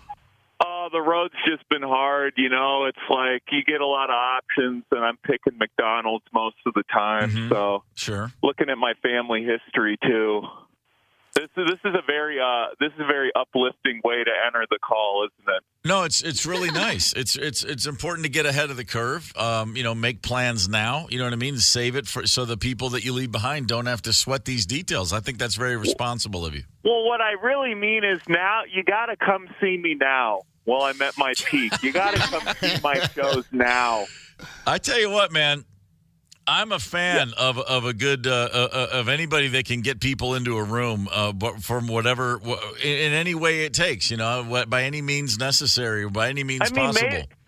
Maybe I'll just eat one of those pies. You come to Laugh Camp this weekend, I'll just eat pie for an hour. Mike Lester is going to eat a pie. And also, by the way, not only is it Pie Day, which is, of course, a mathematical thing, but we're talking about pies you eat. This is also, and I don't know if you're aware of this, National Potato Chip Day. Oh, well, I mean, I mean. You're a chip guy from way back. From way back. I mean, that was my baby food, basically. Sure. Yeah, just shake them all up and put them in the bottle, add a little milk, boom. Yeah, just some milky dill pickle chip gruel. Oh, yeah. Oh, man. Yeah, how's that sound? It actually sounds pretty great. We were discussing our various levels of potato chip addiction here on the show. We got some issues. We're still just not addressing in a very healthy way at all. Oh, what's going on? Does anyone else like those sour cream and cheddar ruffles? Oh my God! I literally just bought those from the vending machine. Candace, literally holding a bag of them as we speak. Willing to pay $3.50 for 4 chips. Yeah. That's how good they are. $3.50. Or I don't know. It's a vending machine. It's because now you can use your card. You don't have to have the change, and so you walk up and go, $2.50 for like a half a candy bar. I mean, I'm going to do it, but I feel bad about it. Yeah, I'd pay. Listen, I'd still pay. Yeah. I don't know. These used to be better. I don't think that they are as good as they used to be, or maybe it's just because I was in high school stoned with my friends, the Richfield 7, of course, going to SA buying this. And then we'd always dip them in like cheese dip, too, because we were disgusting. Mm-hmm. Yeah, chips are definitely better when you're baked or kettle cooked, as I like to say. Mike, someone did a study where they had a lot of people who love potato chips eating chips, but they had them wear headphones, and they found that they got bored much quicker because the crunch wasn't a part of it. Are you a happy man when you're crunching a chip? Because I love the right crunching sound. Oh, yeah. I love some good self-ASMR. Yeah. I actually got to be careful if I eat chips on the road. I'll fall asleep behind the wheel. That's happened quite a few times. A lonesome road, a bag of chips. It's just like a foot rub, isn't it? Yeah, it's like, how did the car flip? And it's like, I ate half a can of Pringles. What more needs to be said? Not much at all. Mike Lester's at Laugh Camp tomorrow, Friday, March 15th, and Saturday, March 16th. Tomorrow, of course, is the Ides of March. You know, you got to beware the Ides of March, Mike. We all know from Julius Caesar, things can go horribly awry on March 15th. Yeah. Hopefully, I don't even know how to respond to that. I mean, right now, I'm just hoping they accept my credit card at this vet for my dog. I gotta go back in there in like 6 minutes. So. Everything okay? I've spent a lot of time at the vet this week with my dog. In fact. Really? What's going on? Yeah, she had to have her glands expressed. Nothing's going to be bad. Yeah, no. I hope not. Yeah. They're looking at me. They're looking at me right now. I'm just outside of the vet screaming about potato chips into a phone. So. Listen, your dog, where your dog struggles, you have no problem expressing yourself, and I think that's an important thing for a stand-up. That's right. Come watch me express my emotional anal glands this weekend at Camp Bar in St. Paul. Yeah, it's going to be. How's that? Man, you are like 2 for 2 on slogans. You're mentioning expressing your anal glands of comedy, and then also with my pending death, it's a really good time to see me. You're doing great. People are going to be afraid coming into this show. As well they should be. You know what I mean? As well they should be. Mike, Yeah. I just in things I'm reading about you and seeing about you, what's going on with you in Costco? You got a lot on your mind about Costco? I got a lot going on. I mean, it's an up and down relationship. They might revoke my membership here soon. Come on. How is that? How does Costco kick you out? Well, because I want to be sponsored. I want to be the first ever official Kirkland-sponsored athlete, but they don't think I make the cut. You know, I mean, I've sent them plenty of tape of me golfing, but they're not getting back to me. We got to see what we can do about that. That would be a ringing. That's a hell of an endorsement. The first Kirkland sponsored athlete. Are you talking golf? Is this mini golf? What is this? Well, I know I seem like a mini golf guy, but it's golf. But I think they're also in the middle of a lawsuit with TaylorMade because of the last Kirkland iron set, so they want the heat to die down. Yeah, first I've heard of it. They do a good job of squashing the beef, keeping it from the public, that's for sure. Yeah, there's going to be a lot of hot dogs in that payoff. Man, for like $1.25 each, too. Still always a great bargain. I imagine them just sending 5,000 hot dogs to the TaylorMade HQ and saying, "Are we good? Are we square?" What about those pecan clusters they offer up, man? That's deadly. I mean, you really can't go wrong. It's like, you got that 7-pound rotisserie chicken for $5. Yep. they just pumped with growth hormones. Like how long do those chickens even make it on the farm before they keel over? I mean, those are some big chickens. Real big chickens. But you know what? Whatever's in those growth hormones, you could just put it straight in me if it's going to make, if I get the same feeling I get when I'm wolfing down one of those chickens, if I could feel that way all day long, I think life would be a lot better. I think they are going you straight feel in like you're floating, your hands are tingling. Yeah, your mouth gets dry, you get shooting pains up your arm. Hey, speaking of warm chicken experiences, I'll just throw this out there, Mike, just because it's true. When I was in 7th grade, I met Colonel Harlan Sanders himself. Really? Oh, yeah. Yeah, the Colonel. What was the Colonel like? He was old as hell, and he got out of a white limousine in the parking lot of a diner in Elizabethtown, Kentucky, and he was immediately accosted by a 7th grade soccer team who responded to seeing him as if we were seeing Jesus himself walking on water.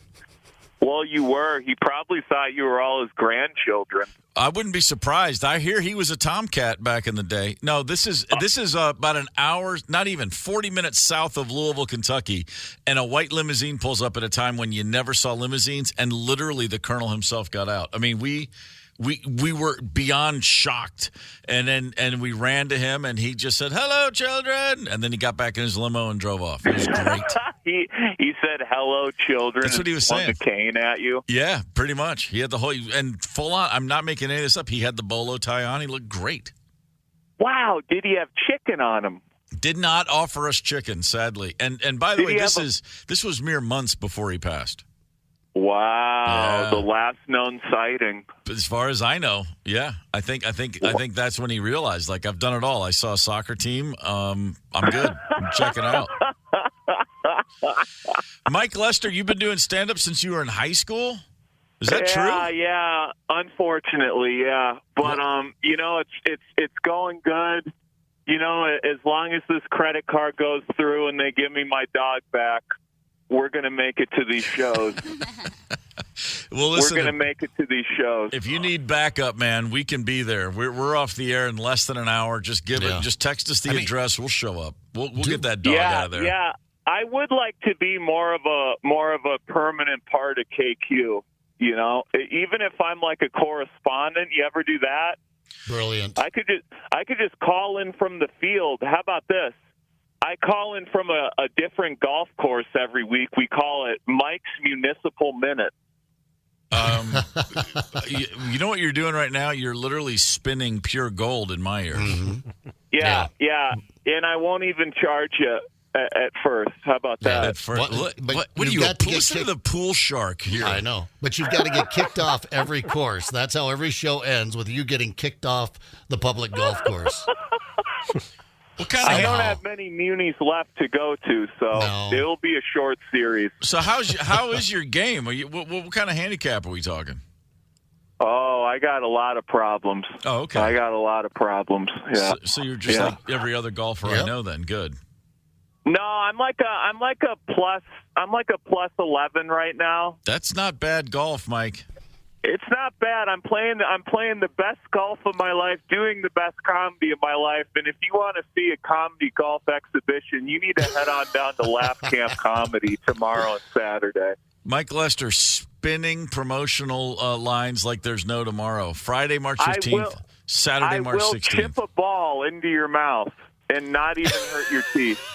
That's fantastic. I don't know where my imagination went on that one. Yeah, no kidding. Mike, it's a pleasure yet again to have you on the show. So let me ask you this. If you and I go to the range, what's your most consistent club? What I mean, are you a long hitter, chipper? What's the strength of your game? I can hit them all. Wow. I can hit them all. I'm not even joking. Every club in the bag, because I have golf is all about consistency. So I learned a single plane swing. So basically any club in the bag. I like that, man. I know, man. I'll help you. I'll help you. Coaching pro, stand-up that's a bold comedian statement. Mike Lester, right there. That's what I need. If you come to Laugh Camp Comedy and you bring a golf club, I will show you what you're doing wrong. The doorman at Laugh Camp Comedy right now is going, that son of a bitch. Do you know how many golf clubs showed up at the front door? Can't let you take the 7 in, sir. Yeah. But the doorman's not happy about it, but there are plenty of people driving around going, I think I'm going to give us a try. Yeah. I mean, you just sold some we'll tickets, put on man. a clinic. Man, that's fantastic. Mike, it is a pleasure to chat with you, brother. All the best, and have a great weekend. Thank you so much, guys. It's an honor to call in, and I can't wait for the start of Mike's Municipal Minute right here on KQ92. We just started it. I heard it. You heard it. Come on. We're volume The 2 first soon. edition. Can't wait till next week. Right on. Cheers, brother. Cheers. I like a guy who just gives himself his own job on our show. Yeah, right. I mean, it's we encourage that. Yeah. I mean, literally, he said, I want to do this. I'm going to do this. And not one of us even attempted to stop him. No, not, Done. The only Well, thing because I his had in my dog head- is sick. That's the only reason. Yeah, right. He's trying to get, but that's the thing. He didn't mention money. He does know how radio works, right? Yeah, apparently so. He's not doing it for money, man. Well, he said he'd Not do for it fame. free initially. Initially, right? Yeah, and he suckers us in with He's some good savvy. stuff. He's a pusher Yeah, like he that. sounds like he knows. You know what? I'm not gonna lay any money down on a round of golf with him. I can tell you that. The best of the KQ Morning Show on 92 KQRS. Every now and again, you hear about somebody who named their kid something, and you go, yeah, actually, they should have run this up the flagpole. And there's a healthcare worker in Australia, and there was a conversation online about patients who have kind of sillier names, and she posted a video where she was explaining this situation. Now, before you hear this, I'll just give you a little bit of the info just to take an extra second with it. A girl checked in to where this woman works, a healthcare worker, and her name is spelled CVIIILYN. CVIIILYN. Here is the explanation. Very recently, we had a girl come into emergency, and the doctor was like, how do you think you pronounce this name? So it was CVIIILYN. And I was like, oh, that's easy. I really feel like that would be pronounced civilian. So he goes out into the waiting room and he's like, civilian, nothing. After a little bit, this girl stands up and he's like, that's me, and I think that you mean Caitlin. So then she proceeded to tell everybody, she was pretty unimpressed, that the VII in her name was actually Roman numerals, so that was an 8. So her name was Caitlin. Okay, did you catch that? Okay. Yeah. VIII are not. Those aren't letters. Those are Roman numerals for the number 8. So C8 LYN Caitlin. Yeah. Stuck right there in the. Oh my God! Why not use the 8? The number 8. Go with C. The numeral 8 LYN would be. I mean, we could probably put that one together, or great, but minus the GR. You know, make it one of those little things we used to find on the bottle caps or the bubble gum wrappers. You know, make your name some sort of puzzle that we have to figure out. I hope that Caitlin is wealthy beyond belief, because good luck trying to make it out there in the real world.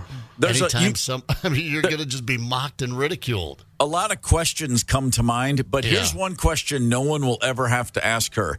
So was your mom a stoner? It's just not going to happen. I'm looking at a list of actually some real names people have used. One of the most famous weird names, of course, is Moon Unit. Frank Zappa named his daughter Moon Unit. Moon Zappa, and she's done just great with it. She was raised in the kind of supportive environment for someone whose name is Moon Unit, and so she's doing well. Here's another one that's great. Hellzel. HELLZEL. This is a person said their mom loved. Anytime you sign your name, someone's going to think that you're threatening them. What's this supposed to mean? This person just the name Hazel. Dad was a biker with the Hells Angels. They came up with Hellzel. Oh, hell no. Yeah. Oh, yeah. In 2016, in the country of Wales, a woman named her daughter Cyanide. Cyanide. Wow. And it was actually taken to court. A judge ruled unacceptable, and the government said, we will not acknowledge this as a legal name. Not acceptable. Cyanide. Good choice. I mean, ask me a threatening note. Cyanide. Yeah, it's just exactly. It's weird, you know. And by the way, Frank Zappa and some of the Hollywood elite and entertainment elite can get away with that. You want to know why? Because their kids are never going to live in a real world, okay? Right. Our kids that have to go down to the DMV and just have regular old jobs like everyone else, they're the ones that are going to get savaged. You know, Moon Unit Zappa, she's going to be just fine. She's going to hang out with people that other, exactly. That's just fine. You're Frank Zappa's kid. We expect nothing less. Bill Lear is the founder of Learjet. Pretty successful fella. You know, you've heard about Learjets your whole life. He named his third daughter Shanda. Shanda. Go ahead and finish that. Okay. Chandelier. Swing. Wow. Yeah, you know, that's fun at a bar when you're drunk with your buddies. I'm going to name her Shanda. Get it, Chandelier, and then you all laugh. But she's got to carry that punchline through the rest of her life. But she's at the pool hall. She's 18. She's at the pool hall, and the boys are snickering, and she's like, "Stop making fun of my name. All right, I'm out of here. Dad, where's the plane?" It's like, yeah, you're going to be okay. Right. There is a woman in Wisconsin. She is a school teacher, and her legal name is Marijuana Pepsi. Oh, that's cute. Wow. Come on, man. Marijuana Pepsi. True story. Yeah. Marijuana Pepsi. Okay, how about this one? I'm surprised they let her be a teacher. By the way, these are all real people. First name, these are all women so far. Phelony. Felony. All right. Well, that's great. It's so funny. Felony. It's a beautiful word, unless, of course, you have one on your record. Back in the 1880s, there was a brief period of time where people loved the name Birdie was very popular as a nickname for girls, and then Ella and Birdella was hatched. Birdella was a name. Birdella. Bordella. Bordello. Wow. Yeah, exactly. Bordello. Jeez. How about this one? This is also not Mamie, but Mame, and it's spelled M-A-I-M. Watch yourself. Man, yeah, this is just, come on, guys. Really? Mm-hmm. Okay, all right, let's move on. Boys' names, true boys' names. In Scotland in 2008, there is a boy named Lucifer. Wow. They didn't overrule it. They said, go with it. Lucifer Jones. It's a good band name. Yeah, Lucifer LJ. Jones. Yeah, you're right. LJ, yeah, I might go with that. Lucifer, but yeah. Good luck on the playground, Lucifer. Listen, man, if you name your son Lucifer and you don't have a speaker in your car that points outwards so this music plays every day when you're dropping him off at preschool, you're missing the whole point, man. Can you imagine? So funny. Here's one that's taken off. In the United States in 1999, this cracked the top 1,000. Semaj, S-E-M-A-J. It's just simply James backwards. Huh. Yeah, live in that nice little bubble, that protected bubble. Blanket will be just fine. Name your kid Blanket and... Yeah. Oh, well. Smudge. And then, of course, there's a very famous young lad named Blanket. Michael Jackson named the kid Blanket. Again. Yeah, Blanket's gonna live in Eden Prairie. Good luck. Mm-hmm. Yeah. Okay. Yeah, Blanket's gonna get a lot of grief. Here's my favorite. Here's my favorite. In New Zealand, and we can move on, but sorry, these are just getting better. In New Zealand, allowed, not stopped. It went through. The Department of Internal Affairs allowed this name. Number 16 bus shelter. Bus shelter. Number 16 bus shelter. Are you here? Okay, listen, you have to do better. This math is not going to solve itself. Number 16 bus shelter. Man, I mean, just so that was their first name. I mean, because their last name wasn't Shelter. Well, no. Number 16 bus. Get it? Shelter with the whole thing.